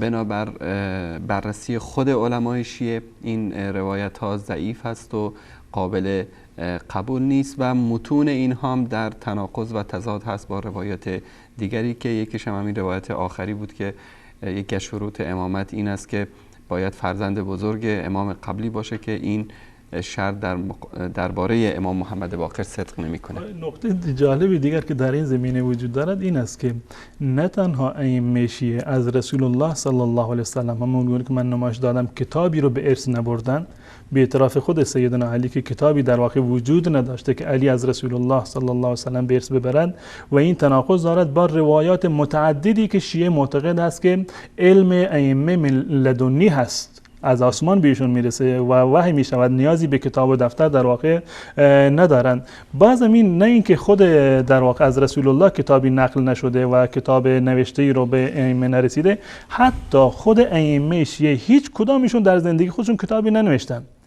یعنی نه تنها اینکه رسول الله صلی الله علیه وسلم کتابی رو به ارث نگذاشتن، حتی ائمه شیعه 11 امامشون هیچ کدامشون اهل قدم و نویسنده نبودند که کتابی بنویسند و به مردم تحویل بدهند، در صورتی که در زمان خود همین ائمه شیعه بزرگان و ائمه اهل سنت و الجماعت کتاب‌های متعددی رو تألیف کردند و به جامعه تحویل دادند. اما ائمه شیعه هیچ کدوم خدمتی رو در این زمینه که کتاب نوشته‌ای رو تقدیم بکنند به شیعه که تا امروزه شیعه مجبور نباشند که به جای کتاب‌های ائمه برند کتاب‌های مثل آقای کلینی و باقر مجلسی و تقی مجلسی و نمیدونم توسی و بقیه رو برند مطالعه بکنند. اما اهل سنت و الجماعت در این زمینه متفاوت هستند. اگر کسانی که مالکی هستند، امام مالک رحمت الله علیه معاصر بوده با امام باقر. امام مالک که مذهب مالکی هست، این در واقع مقارن بوده و معاصر بوده با امام باقر. ایشون یک کتاب معروفی دارن به نام کتاب المعطا که کتاب المعطا مجموعه از احادیث فقهی هست مرتب بر ابواب فقهی که امام مالک در زمان خودش نوشته. در زمان امام کاظم و کسی که از ائمه اهل سنت معاصر بودند با ایشون امام شافعی بودند. امام شافعی رحمت الله علیه معاصر امام کاظم هست. امام شافعی در مذهب خودش کتاب‌های متعددی رو داره. مسند امام شافعی هست و کتاب الام امام شافعی کتاب فقهی است خیلی معروفه و کتاب الرساله ایشون که کتاب اصولی هست و اصول فقه رو در واقع تدوین کرده در این کتاب خیلی معروف و مشهور هست. در زمان امام رضا از بزرگان اهل سنت و الجماعت ابن ابی شیبه هست که مصنف ابن ابی شیبه رو در واقع تألیف کرده و امروزه در اختیار مردم هست. و همچنین امام احمد ابن حنبل که سر مذهب حنابله هست، این معاصر بوده با امام رضا. امام احمد ابن حنبل کتابی رو دارن در حد کتاب بهار الانوار هست، کتاب خیلی بزرگی هست به نام مسند امام احمد ابن حنبل. در زمان امام محمد ابن علی که امام جواد باشه، امام نهم شیعیان، این معاصر بوده با امام بخاری رحمت الله علیه که اصول کتاب صحیح بخاری رو نوشته. امام بعدیشون امام هادی که علی ابن محمد هست، امام هادی و امام دهمشون، این معاصر بوده با امام مسلم رحمت الله علیه که کتاب صحیح مسلم رو نوشته. در زمان امام حسن عسکری که امام 11 شیعه هست، این معاصر بوده با محمد ابن اسحاق ابن خزیمه رحمت الله علیه که کتاب توحید رو نوشته، کتاب صحیح ابن خزیمه رو در واقع نوشته. و همچنین معاصر هست با امام طبری رحمت الله علیه، محمد ابن جریر طبری کتاب تفسیر بین بزرگی رو در واقع نوشته. میبینیم که نه تنها که از خود رسول الله صلی الله علیه وسلم ائمه شیعه کتابی رو دریافت نکردن، حتی خود ائمه شیعه در طول زندگی خودشون اهل کتاب و قلم نبودن و هیچ گونه تألیفی رو در واقع ندارن، در صورتی که ائمه اهل سنت و الجماعت که معاصر ائمه شیعه بودن کتاب‌های متعددی رو نوشتن در باب حدیث، در باب فقه و در باب اصول فقه و در باب تفسیر و در باب توحید و بقیه مسائل علمی. و این واقعا فقر شیعه رو میرساند و این که انتسابشون به این افراد یک انتساب ناشایسته و بیجا هست. البته یک موضوع شما در موردش داشتید صحبت می‌کردید، برای من یعنی عجیب بود که در قبضه شمشیر علی ابن ابی طالب رضی الله تعالی عنه همه این کتاب‌ها رو قرار داده بودن و این دست به دست می‌شد. خب الان دنیا پیشرفت کرده، انسان میتونه این چیزها رو قبول بکنه. شاید که تو این قبضه شمشیرشون یک فلش میموری بوده، میزدن به کامپیوتر همه چیز رو دریافت میکردن و این تکنولوژی در اختیار ائمه بوده که متاسفانه به دست شیعه نرسید. کاش هم اگر این گونه می بود، کاش که این گونه می بود، تا اینکه شیعه ها امروز دچار در واقع دغل‌بازانی مانند این افرادی که به عنوان در واقع راویان دروغگو جاهلی که در واقع وجود داشتند و این کسانی که اومدن خودشون رو چسبوندن به اهل بیت رسول الله، بدنام کردند اسلام رو و ائمه اهل بیت رو، کاش که شیعیان گرفتار چنین افرادی نمی شدند. اما متاسفانه اینها صرفا ادعا هست و بس. ادعا می کنند که ما اصول 400 رو داشتیم، 400 تا کتاب داشتیم، اما کجا هستند این کتاب‌های شما؟ و هیچ گونه اثری از این کتاب‌ها در واقع وجود ندارند و صرفا ادعای محض و پوچ هست و هیچ. من تشکر میکنم از جناب مولانا عبدالقدوس دهقان و موضوعات زیبایی که در راستای بیداری اهل سنت و شیعیان حقجو از کتب شیعیان نقل میکنند و این نقل این مطالب به این معنا نیست که خدای نکرده ما بخوایم توهین و اهانتی بشه به اهل بیت رسول اکرم صلی الله علیه و آله و سلم، بلکه برای کشف نقاب دروغین محبت اهل بیت و ادعای شیعه بودن اهل بیت است که استوانه های دین رافضه‌گری به صورت خودشون کشیدن و به دروغ ادعا میکنن که پیرو اهل بیت رسول اکرم صلی الله علیه و آله و سلم هستند. با هم میان برنامه میبینیم و دوباره در خدمت شما عزیزان خواهیم بود با ادامه برنامه حجت بی حجت. با ما همراه باشید.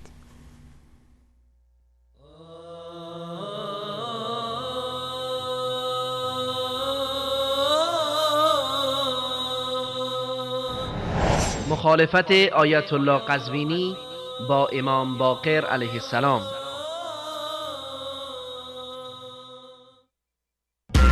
آیا علی علیه السلامی که در آیه مباهله نفس پیغمبر و به منزله پیغمبر شمرده شده، پیغمبر از حضرت عیسی قطعا افضل است، علی هم که به منزله پیغمبر هم از عیسی افضله. بابا این عیسی که وقتی میاد میگه اینی ابرأ الاکمه، اینی احیی الموتی، من مرده زنده میکنم، آیا نستجیر بالله حضرت عیسی که میگه من مرده زنده میکنم کار کفر و شرک انجام میده؟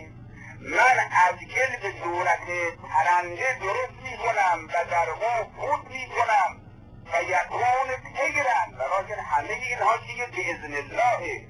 اگر امیرالمؤمنین یا امام حسن، حضرت زهرا، آقا قمر بنی هاشم، آقا علی بن موسی رضا اگر حوائجی برای مردم برآورده میکنن، مشکل مردم را حل میکنن، اینها باذن الله و به قدرته هست.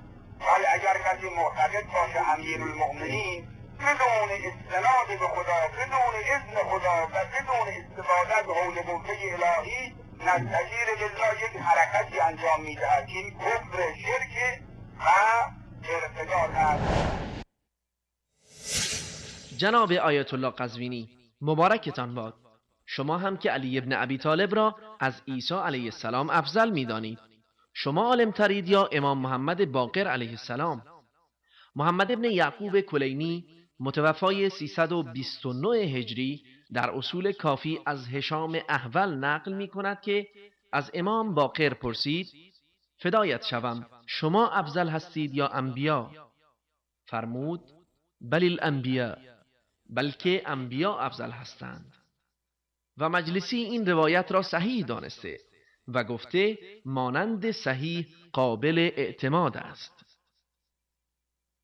و علامه محمد حسین کاشف الغطا می گوید امام در کمالات پایین تر از نبی و مافوق سایر بشر است.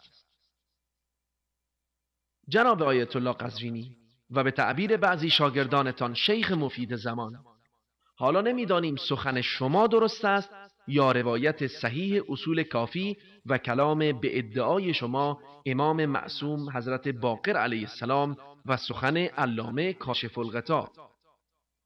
آیا چنین عقیده باطلی یعنی برتر دانستن علی و فرزندان گرامیش بر پیامبران اولوالعزم الهی مخالفت با اهل بیت و به خصوص امام باقر علیه السلام محسوب نمی شود که صراحتاً فرمودند پیامبران از آنان افضل و برتر هستند؟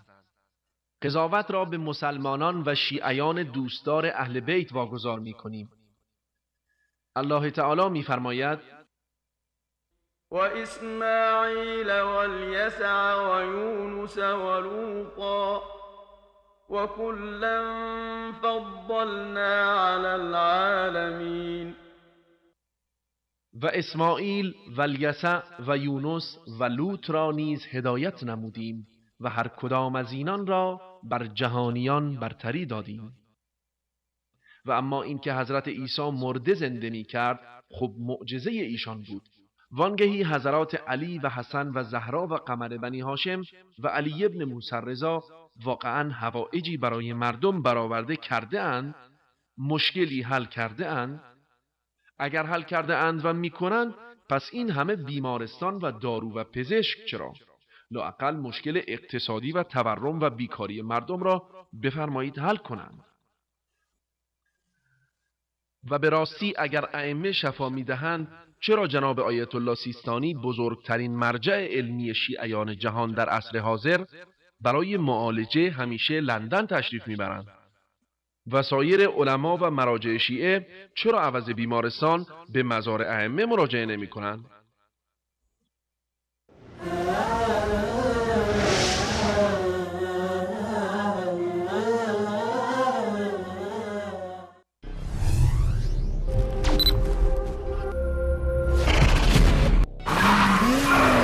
آیت الله بنز.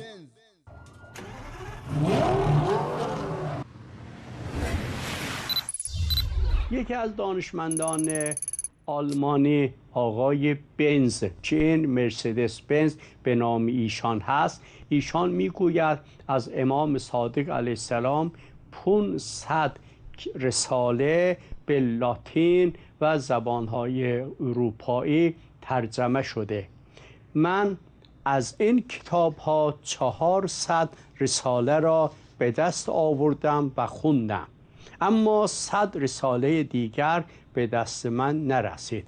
اگر اون 100 رساله دیگر را به دست می آوردم دیگر نیازی نمی دیدم که برم کتابخانه و کتاب دیگری را بخوانم، ولی چون اون 100 عنوان دیگر به دستم نرسیده، برای جبران آن خودم را شب و روز به زحمت می اندازم، در کتابخانه ها می چرخم بلکه بتوانم جای خالی اون 100 رساله را پر کنم. بینندگان گرامی، مثل اینکه آقایان عادت دارند به نوعی شخصیت‌های مشهور دنیا رو به مذهب خرافاتی رافضه نسبت دهند. دیروز میگفتن انیشتین شیعه شده و امروز رفتن سراغ کارل بنز و لابد فردا حکم شیعه شدن اسحاق نیوتن و بیل گیتس و استیو جابز رو صادر میکنن و میگوین آنها شیعه ولایی بودند و از دارایی‌های خود در ماه محرم بین فقرا شل زرد و نذر ائمه تقسیم میکردند و اکتشافات و اختراعات خود را از لابلای هزاران روایت جعلی و اصول کافی و دایره المعارف خرافات شیعه بهارالانوار درآوردند.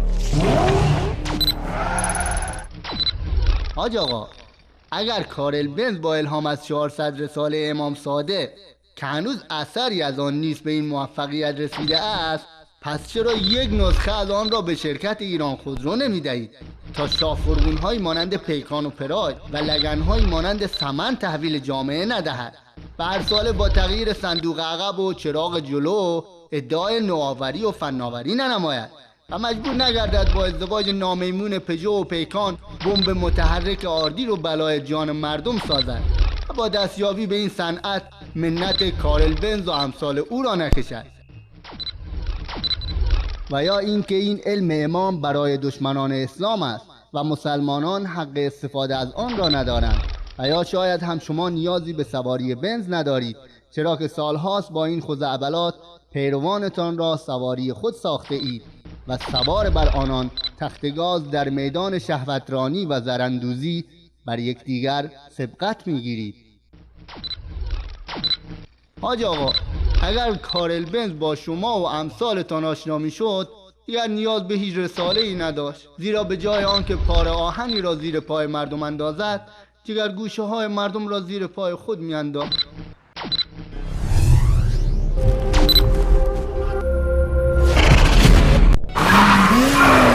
آیت الله بنز.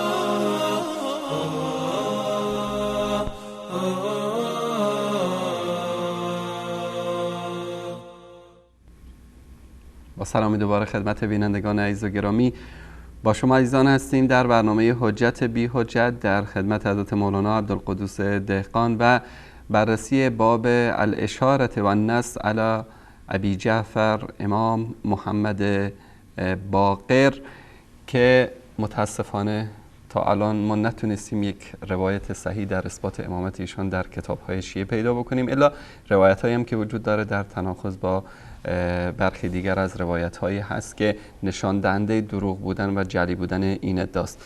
جناب مولانا در خدمت شما هستیم. البته اینو در نظر داشته باشید که هر هفته شما حق بینندگان رو دیگه حق بینندگان اینه که مطالبم کامل برسونم دیگه. شما بفرمایید. به هر صورت من مطالب زیادی رو یادداشت کرده بودم، میخوام مختصر میکنم انشالله، چند نکته دیگه عرض میکنم.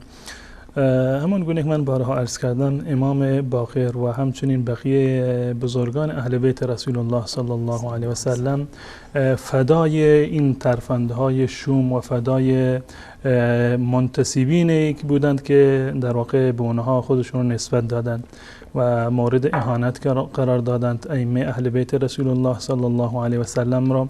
و قطعا عبدالله ابن سبع یهودی هدف دیگر جز این که قرآن را، رسول الله صلی الله علیه و سلم را، اهل بیت رسول الله را و تعالیم اسلام را زیر سوال ببرند، هدف دیگری در واقع نداشته. وقتی که روایت رو بررسی میکنیم، من مطالبی رو در این زمینه یادداشت کردم که متاسفانه نمیتونم همه را اشاره بکنم، فقط به چند مورد اکتفا میکنن. امام باقر رحمت الله علیه از دست شیعیان خودش مینالیده و شیعیان هم کمرسی نکردند به امام باقر، تا جایی که ممکن بوده ایشون رو در واقع مورد عنایت قرار دادند و بی‌حرمتی و اهانت کردند به امام باقر رحمت الله علیه. و متاسفانه این بی‌حرمتی ها از جانب کسانی هست که امروزه در مذهب شیعه جز برترین افراد هستند. نظر امام باقر رحمت الله علیه در مورد کسانی که در آن زمان خودشون رو نسبت میدادند به امام باقر، اینو در کتاب کشی رو میبینیم، در اینجا آورده نقل کرده، دوستان نمایش بدند این کتاب را. رجال کشی هست، لیابی عمرو محمد ابن عمر ابن عبدالعزیز الکشی، و در این کتاب در صفحه 150 این کتاب هست، در صفحه 150 از این کتاب و شخصیت 83 که در اینجا معرفی کرده، اسلم المکی مولا محمد ابن الحنفیه، در اینجا یک روایتی رو آورده و در آخر این مطلب رو اشاره کرده. فقال ابو جعفر، امام ابو جعفر فرمودن، لو کان الناس، این مطلب رو بعد از این میگه که یک مطلبی رو به زراره امام گفته بود و زراره اینو برده بود به معروف ابن خربوز، اینو نقل کرده بود. امام یک مطلبی رو گفت و گفت که به هیچ عنوان این مطلب نباید درس بکنه به کسی دیگر برسه. به زراره این مطلب را مطرح کرد و این میگوید که نزد خود این مطلب رو من از خود کتاب از محمد ابن عبدالله ابن قال اما انه سيظهر ويقتل في حال ما زیادت، ثم قال یا اسلم، این اسلم از بخشی اسلم لا تحدث بهذا الحديث احدا. این اسلم که خود در اینجا صاحب ترجمه هست میگه امام به این فرد گفت که لا تحدث بهذا الحديث احدا، هیچ کسی رو خبر نکن این مطلبی که من به شما گفتم، فانه عندك امانه، این نزد تو امانت است. اما این اسلم رفت و این مطلب رو به معروف ابن خربوز گفت. معروف ابن خربوز گفت و این معروف ابن خربوز هم که جز افقه الاولین شیعه هست، یعنی جز برترین راویان صدر اول و در واقع نسل اول شیعه هست، اینو اومد نزد امام گفت که در این همین مطلبی رو که گفته بود اینو به امام در واقع گفت و امام گفت که خب چرا این مطلب رسیده به معروف ابن خربوز؟ و اون اصلا گفت که نه من به اون گفتم، منتها ازش قول گرفتم به کسی نگه، منتها اینم رفته و خبر رو در واقع پخش کرده. امام بعد از این فرمودن فقال ابو جعفر، امام ابو جعفر گفتن لو کان الناس كلهم لنا شیعه، اگر تمام مردم شیعه امامی بودن، لکان ثلاثه ارباعهم لنا شکاکن، 3/4 مشکوک بودن بر ما، یعنی تذبذب داشتن، نفاق داشتن، و الربع الاخر احمق، و ربع آخرشون، یک ربع دیگرشون هم احمق بودن. یعنی این اشاره میکنه به این اطرافیان امام که واقعا حرفی رو که امام به اونها میگفت به هیچ عنوان در دهانشون در واقع بند نمیشد و میرفتن اسرار امام رو در واقع پخش میکردن و مطالب دیگر در این زمینه هم وجود داره. این یک مطلب، یعنی این که امام باقر رحمت الله علیه نظر خوبی نسبت به شیعیان نداشته و بسیاری از راویان بزرگ شیعه که امروز مطرح هستند اینها ملعون هستند و نفرین شده هستند از زبان امام جعفر صادق یا امام باقر رحمت الله علیه. و شیعه همیشه اومده در قالب دوستی و در طرح دوستی اهانت کردن به اهل بیت رسول الله صلی الله علیه وسلم و به امام باقر رحمت الله علیه. من جمله مطالبی رو که ایشان نگفتند، حرکاتی رو که ایشون ما مطمئن هستیم که انجام ندادن، اینها رو آوردن و نسبت دادن به اهل بیت رسول الله صلی الله علیه وسلم. به طور مثال و جریان جالبی هست در این زمینه، جریان حمام رفتن امام باقر رحمت الله علیه. در این زمینه مطالب بسیار در واقع متعدد و روایات گسترده در این زمینه وجود داره. آقای کلینی در این کتاب کافی خودشون جلد 6 هست، در اینجا یک بابی رو داره، اگر دوستان نمایش بدن، باب 1452 این باب هست، باب الحمام هست و خود این کتاب هم کتاب فروع کافی هست همراه با روزه کافی، جلد 6 تا جلد 8. در این باب یک چندین روایت رو آورده که اهانت هست به امام باقر رحمت الله علیه، که ما به هیچ عنوان این چنین روایاتی رو در مورد امام باقر رحمت الله علیه نمیپذیریم و قطعا دروغ بوده. در این روایت 9932 عدت من اصحابنا با سند خودش از سهل بن زیاد و این سند نقل کرده، میگوید که قال عبیدالله دابوقی میگوید که من رفتم به حمامی، وارد حمامی شدم در مدینه، دیدم یک پیرمرد بزرگسالی در اونجا هست که قیم و سرپرست این حمام بود. من سوال کردم که این حمام مال کی هست یا شیخ؟ لمن هذا الحمام؟ این حمام کی هست؟ فقال لابي جعفر محمد ابن علي ابن الحسين. این حمام ابو جعفر امام باقر هست، علی ابن محمد ابن علی ابن الحسين. فقلت كان يدخله؟ خودشون هم می اومدن به این حمام؟ قال نعم، می اومدن. گفتم خب چه کار میکردن؟ کیف کان یصنع؟ قال كان يدخل فيبدا فيتلي عانته. ایشون می اومدند و قسمت پایین بدنشون رو، زیر نافشون رو پودر حمام میزدند و ما یلیها و پیرامونش را، ثم يلف على طرف احلیله و یدعونی فاتلی سائر بدنه.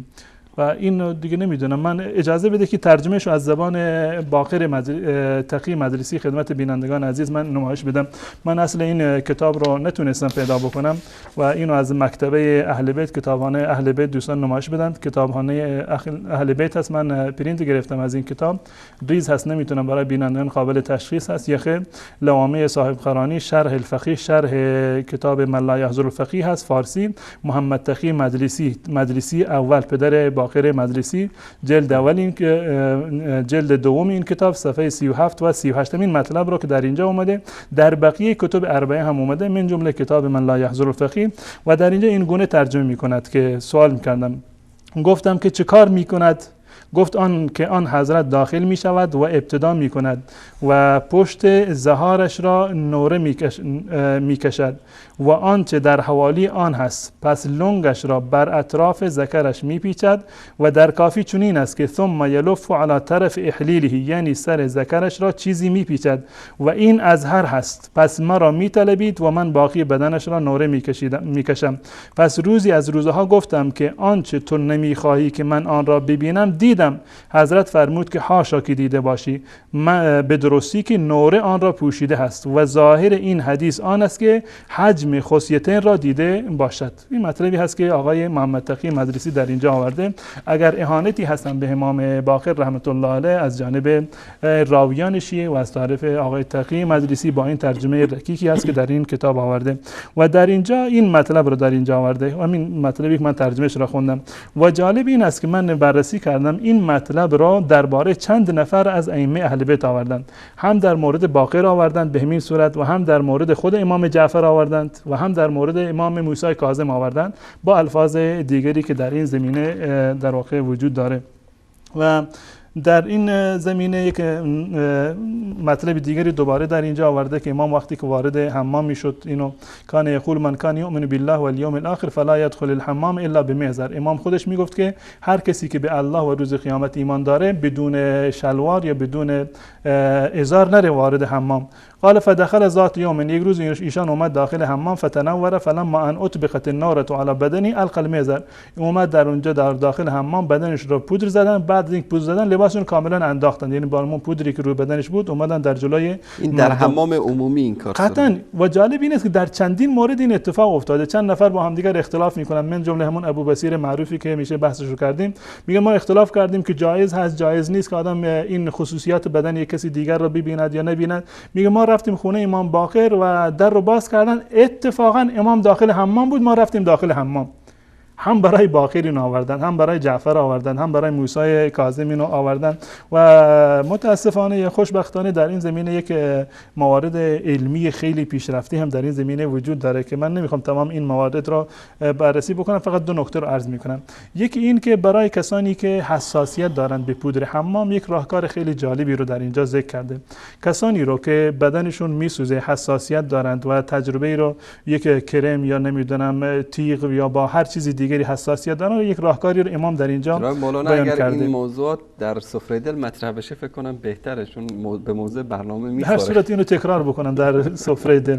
در اینجا میگه از ابو عبدالله اینو نقل کردم، میگه که هر کسی که میخواد که برود حمام و پودر استفاده بکند، از این پودر وقتی که این دوستان این نمایش بدن اصل این مطلب رو در اینجا آمده و در کتاب کافی روایت 9983 در اینجا آمده که هر کسی برود در حمام و یک مقدار از اون پودر را یا کرم رو بگیرد با انگشت خودش و اینو بو بکند، سر انگشت خودش اینو بگذارد و بو بکند و جعل علی طرف انفه و یک مقدار از این پودر را روی بینی خودش، روی نوک بینی خودش یک مقدار از این پودر را بمالد و نشانه بکند. قال صلی الله علی سلیمان ابن داود کما امر بالنار لم تحرقه النار، این حساسیتش از بین می رود. این پودر حمام دیگه بدن ایشون رو نمیسوزه و اذیت نخواهد شد و حساسیت پوستی ایجاد نمی شود.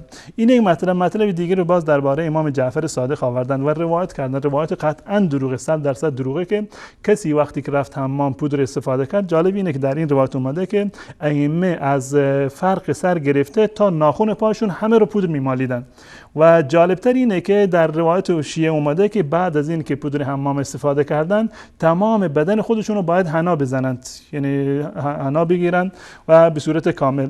و این روایت رو باز هم مزیت خوبی داره، میگه که من اطلاع فتدلک بالحناء من قرنه الی قدمه، هر کسی که بره و در حمام پودر استفاده بکند و بعد از آن تمام بدنش را از فرق سر گرفته تا پای خودش را همه را حنا بگیرد، نفی عنه الفقر، دیگه فقیر نخواهد بود، ثروتمند میشه انشالله. و اینو روایت کردن خود امام باقر هم این کار رو میکرده. رأیت ابا جعفر و قد خرج من الحمام و هو من قرنه الی قدمه، دیدم ایشون از حمام اومدن بیرون، از قاف سر و از فرق سرش گرفته تا نوک پایش مثل الوردته، مثل گل سرخشون در واقع میتپیدند و میدرخشیدند، من اثر الحناء، از اثر حمام. و روایت دیگری هم که در این زمینه متاسفانه آمده وارد شده در مورد امام باقر، امام جعفر صادق و بقیه ائمه که قطعا ما میدونیم که این روایات دروغی هست، منتها اینا خواستند که علم ائمه را، متانت ائمه را، تقوای ائمه را، شرافت ائمه را، ناموس ائمه را به این صورت زیر سوال ببرند و این روایات مزخرف را در واقع به خورد شیعه دادند و چه بسا یک افسانه هم در این زمینه ساختند و گفتند که هر کسی این کار را بکنه فقر از اون زدوده می شود، نمیدونم جزام و برس به اون اصابت نمی کند یا حساسیت پوستیش از بین می رود اگر این پودر رو بگیرد بر بینی خودش بمالد. این مزخرفاتی است که اینها در واقع جایگاه اصلی این ائمه را زیر سوال میبرد و هدفی جز رسوا کردن ائمه در واقع این گروه و این دسته در واقع نداشتند. بله، جزاکم الله خیر. بینندگان عزیز گرامی، ما اعلان براءت میکنیم از همه این روایت ها و مزخرفاتی که در کتاب کافی و دیگر کتب شیعه در توهین به ائمه اهل بیت رضی الله عنهم اجمعین اومده. از همین لحظه شماره تلفن برنامه زیرنویس شده، دوستان عزیز میتونن زنگ بزنن و در مورد موضوعی که این هفته در برنامه مطرح شده اظهار نظر بکنن. تا برقراری تماس شما عزیزان، آنچه که من کشف کردم یا به قول آقای قزوینی کفش کردم اینه که چرا علمای شیعه این خزعبلات و مزخرفات رو در کتاب‌هاشون می آوردن. یکی از اسباب این بود که اینا، من این مطلب به خاطر میگم که امثال آقای قزوینی خیلی علاقه دارن به این موارد، که این سری موادی مصرف میکردن که بعد از که کلا دیگه از حالت طبیعی خارج میشدن، همچین توهین‌ها و اهانت‌هایی رو در مورد اهل بیت در کتاباشون نوشتن. یکی از این کسایی که علاقه خیلی وافری به چرس یا همون هروئین داشته، جناب آقای امین تقی مجلسی که این روایت حمام امام محمد باقر رو جناب استاد نشون دادن از کتابش. این الانوار النعمانی است، سید نعمت الله جزایری. اینم صفحه دوم این کتاب، مؤسسه العالمی بیروت اینو چاپ کرده. اینم شناسنامش و مطلب طولانی از خلاصه در مورد حشیش و در مورد چرس و این مسائل صحبت میکنه. بعد در اینجا میگه که ان التقی المجلسی طاب تراه، این تقی مجلسی پدر همین علامه مجلسی صاحب کتاب بحر الانوار، کان یشربه فی ثوم التطوع، حتی اگر که روزه نفلی هم میگرفته ایشون هروئین استعمال میکرده. و یترک استعماله فی ثوم الواجب، وقتی که روزه واجب میبوده ماه رمضان میبوده اونم حذرا من کلام العوام، به خاطر حرف مردم ترکش میکرده. در حقیقت اگر ترس مردم نمی بود در ماه رمضان هم ایشون چرس میزده. سبحان الله، یعنی کسی که این وضعیتش باشه دیگه چی میشه در موردش گفت. بله سلام علیکم بیننده گرامی، بفرمایید.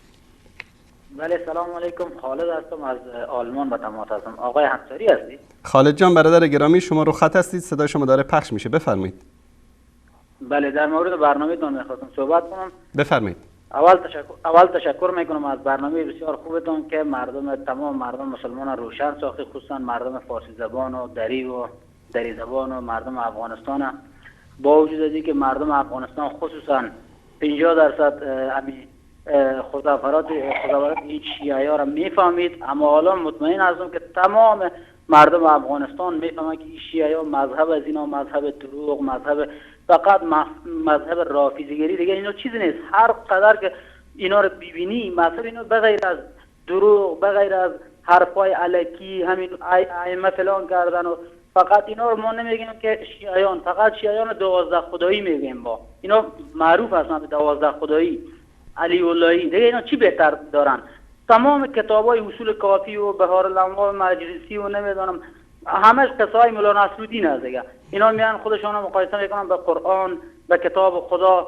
دیگه از اینا چی آدم یاد بگیره؟ هر چقدر نگاه بکنی به مذهب اینا فقط چیزی یاد میگیری که دیگه بدون از دین، هر روز یک چیز نو، یک چیز جدید در مذهب اینا است. درست. روزانه هر روز فقط امامزاده ها اینا بیشتر میشه، هر روز امامزاده. حالا شاید که فعلا 12 امامی هستن، چند وقت دیگه امام خمینی هم میشه 13 امام، چند وقت دیگه خامنه‌ای هم میشه 14 امام. یعنی هر سال اینا امامشون اضافه نمیشه، که نه تنها که اضافه نمیشه بلکه هر روز به دین از اینا هم اضافه. درست. فقط جدید شده میره، هر چیز جدید دیگه. تشکر. اینا چی دارن از مذهب اینا به غیر دروغ دیگه چی آدم میتونه یاد بگیره؟ کاملا تشکر میکنم از شما برادر عزیز خالد جان از آلمان. الله مسلمتون کنه. زنده باشید، خدا نگهدارتون. بله سلام علیکم، بفرمایید. سلامت باشید برادر عزیز، خودتون رو معرفی کنید، از کجا زنگ میزنید؟ محمد هستم از کرج. آقا محمد از کرج. آقا محمد گرامی، موضوع این هفته برنامه حجت در مورد باب الاشاره و النص علی امام محمد باقر است در کتاب کافی. بفرمایید.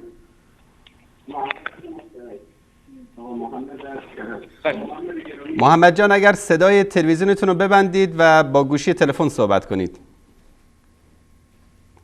تماس ایشون قطع شد. بله سلام علیکم، بفرمایید.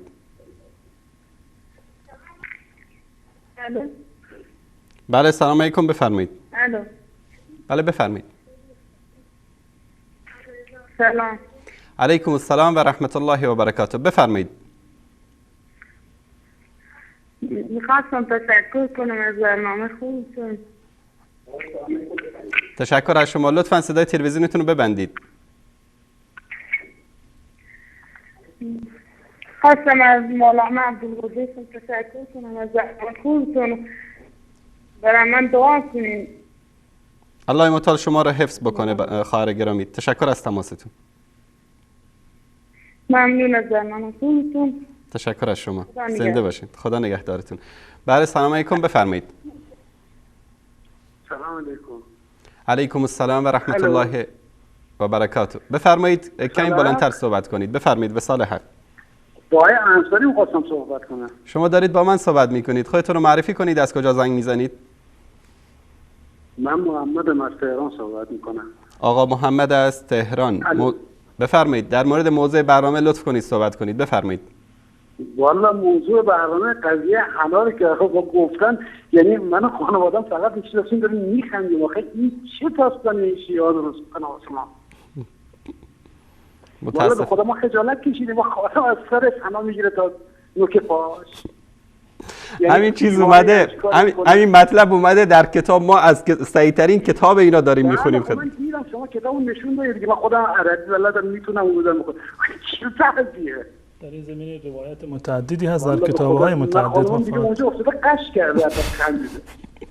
آقا محمد تازه ما از سعی‌ترین کتاب خوندیم، در کتاب‌های دیگه پر از این خزعبلات. میگم دیگه خانم و بچه من اونجا افتادن قش کردن. میگه البته مثلا من به اونا آب بدم بخورم بلکه بلند شد. من تشکر میکنم. چی میگم؟ چیه بوده خجالت میکشم. تشکر میکنم از شما آقا محمد. الله مطالب ستون کنه. آقا قربان شما، خدا نگهدارت. بله سلام علیکم، بفرمایید. علیکم سلام. علیکم السلام و رحمت الله و برکاته. ببخشید میتونم به برنامه دعوت بشم؟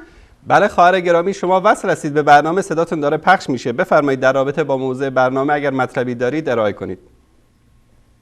ببخشید میخواستم بگم که پدرم 2 تا زن داره، یه دونه زن ایبا همه حرفای پدرم اون مثلا بهش میگه، مال ما رو بهش میگه، ولی اون یکی زن اصلا هیچی در مورد هیچی بهش نمیگه، ایبا رو قایب میکنه. میخواستم بدونم که کدوم مومن تره، کدوم پیش خدا. باشه چشم خواهر گرامی، در این مورد گرچه با موضوع برنامه ارتباطی نداره اما انشاءالله جناب مولانا صحبت خواهند کرد. تشکر از تماس شما، خدا نگهدار. بله سلام علیکم، بفرمایید.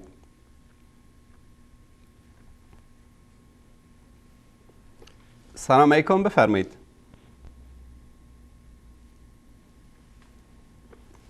بله سلام علیکم بیننده گرامی، بفرمایید.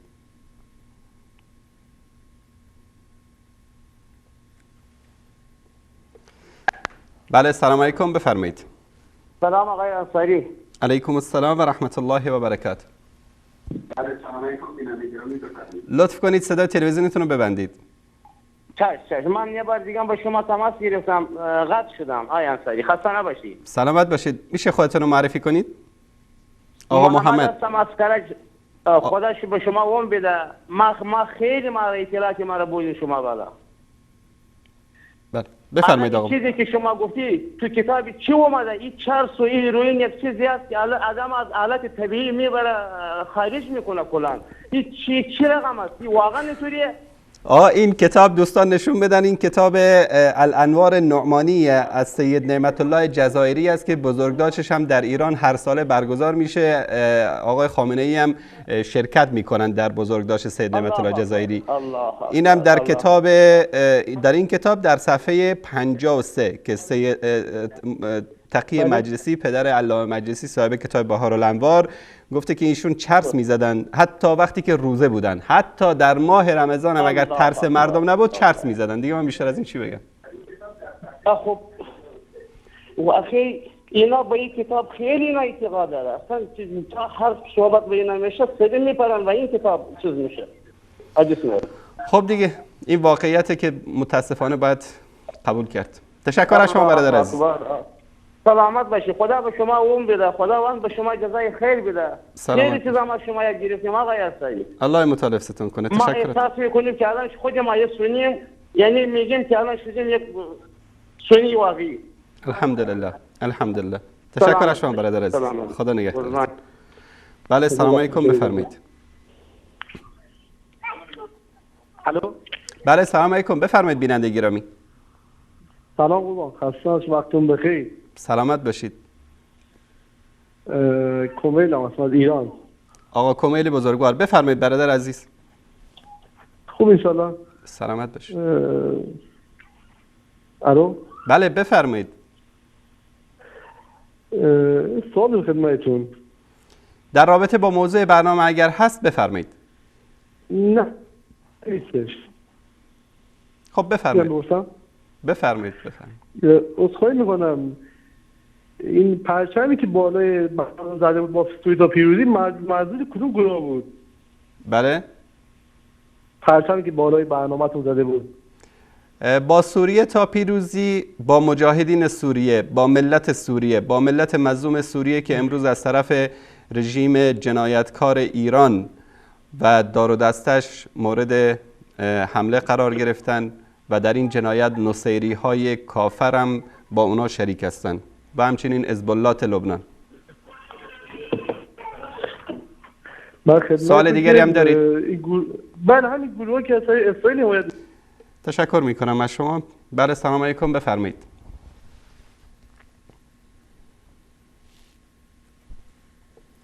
بله سلام علیکم، بفرمایید. الو. بله بفرمایید. الو. بفرمایید بیننده گرامی. آقای انصاری. بفرمایید. آقای انصاری. بفرمایید، صدا شما داره پخش میشه بیننده گرامی. آقای انصاری هستین؟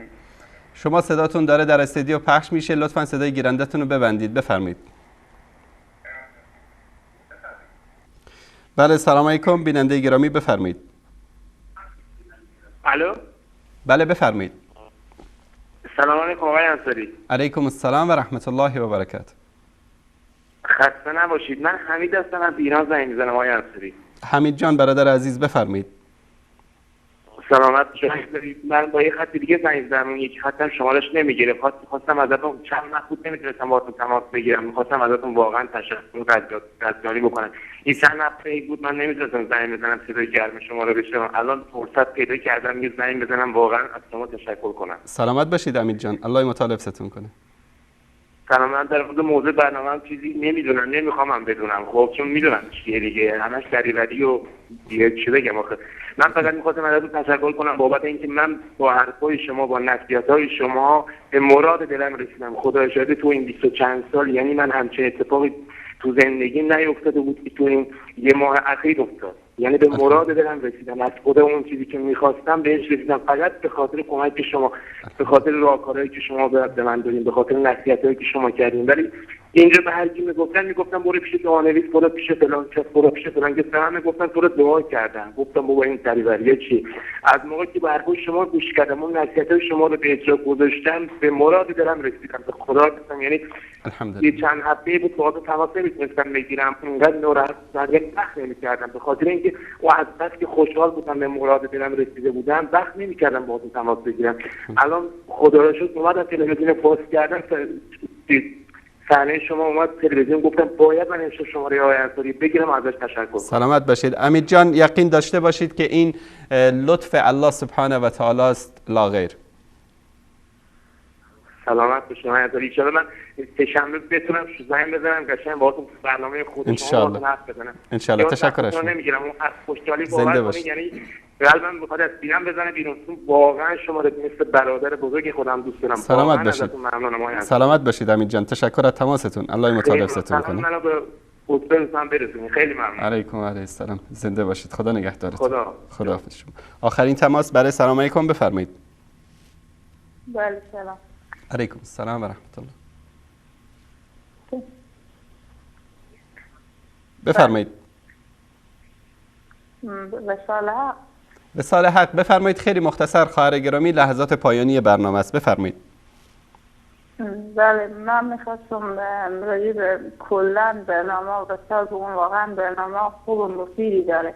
من از افغانستان زنگ میزنم، لاله هستم. ولی تشکر از شما خواهر گرامی، تشکر از شما. باشه فقط مختصر میگم که شما برنامه شما، یعنی مسئله شما بیشتر راجع به شیعه و امامت درسته، اونا غلط هست، افکار اینا تمام چیز اینا، ولی به نظر من مشکل جامعه اسلامی فعلا این نیست که شما میگید. و شما چرا از القاعده نمیگیم، از خشونت هایی که در افغانستان اتفاق میفته، چرا از داعش نمیگیم؟ ما در افغانستان میدونیم که مسجد انفجار میدن، قرآن پوره میشه تک. بله خواهر گرامی، متاسفانه تماس شما قطع شد. شما برنامه قلب آسیا رو متابعت بکنین. روزانه ما دیشب اتفاقا در مورد یکی از قضایای مهمی که در افغانستان رخ میده صحبت کردیم. جناب استاد، تماس ها بیشتر خودتون شنیدید، غیر از تماس خواهرمون که دو برادرشون یکیش عیبجویی میکنه و در مورد عیبجویی خیلی مختصر اگر که در مورد عیبجویی یک کار منهی عنه هست در آیات قرآن کریم و در احادیث رسول الله صلی الله علیه و سلم و اینو رسول الله صلی الله علیه و سلم صراحتا میفرماند که همه شما برادر هستید، فلا تحاسدوا ولا تباغضوا، و در ادامه حدیث رسول الله صلی الله علیه و سلم تعدادی از این امور را نهی میکنند، من جمله این عیبجویی کردن از برادر مسلمان تحت هیچ عنوانی باشه که این عیبجویی منجر می شود به غیبت کردن مسلمان، منجر می شود به تهمت زدن مسلمان، که تمام این موارد از دیدگاه آیات و روایات در واقع حرام هستند.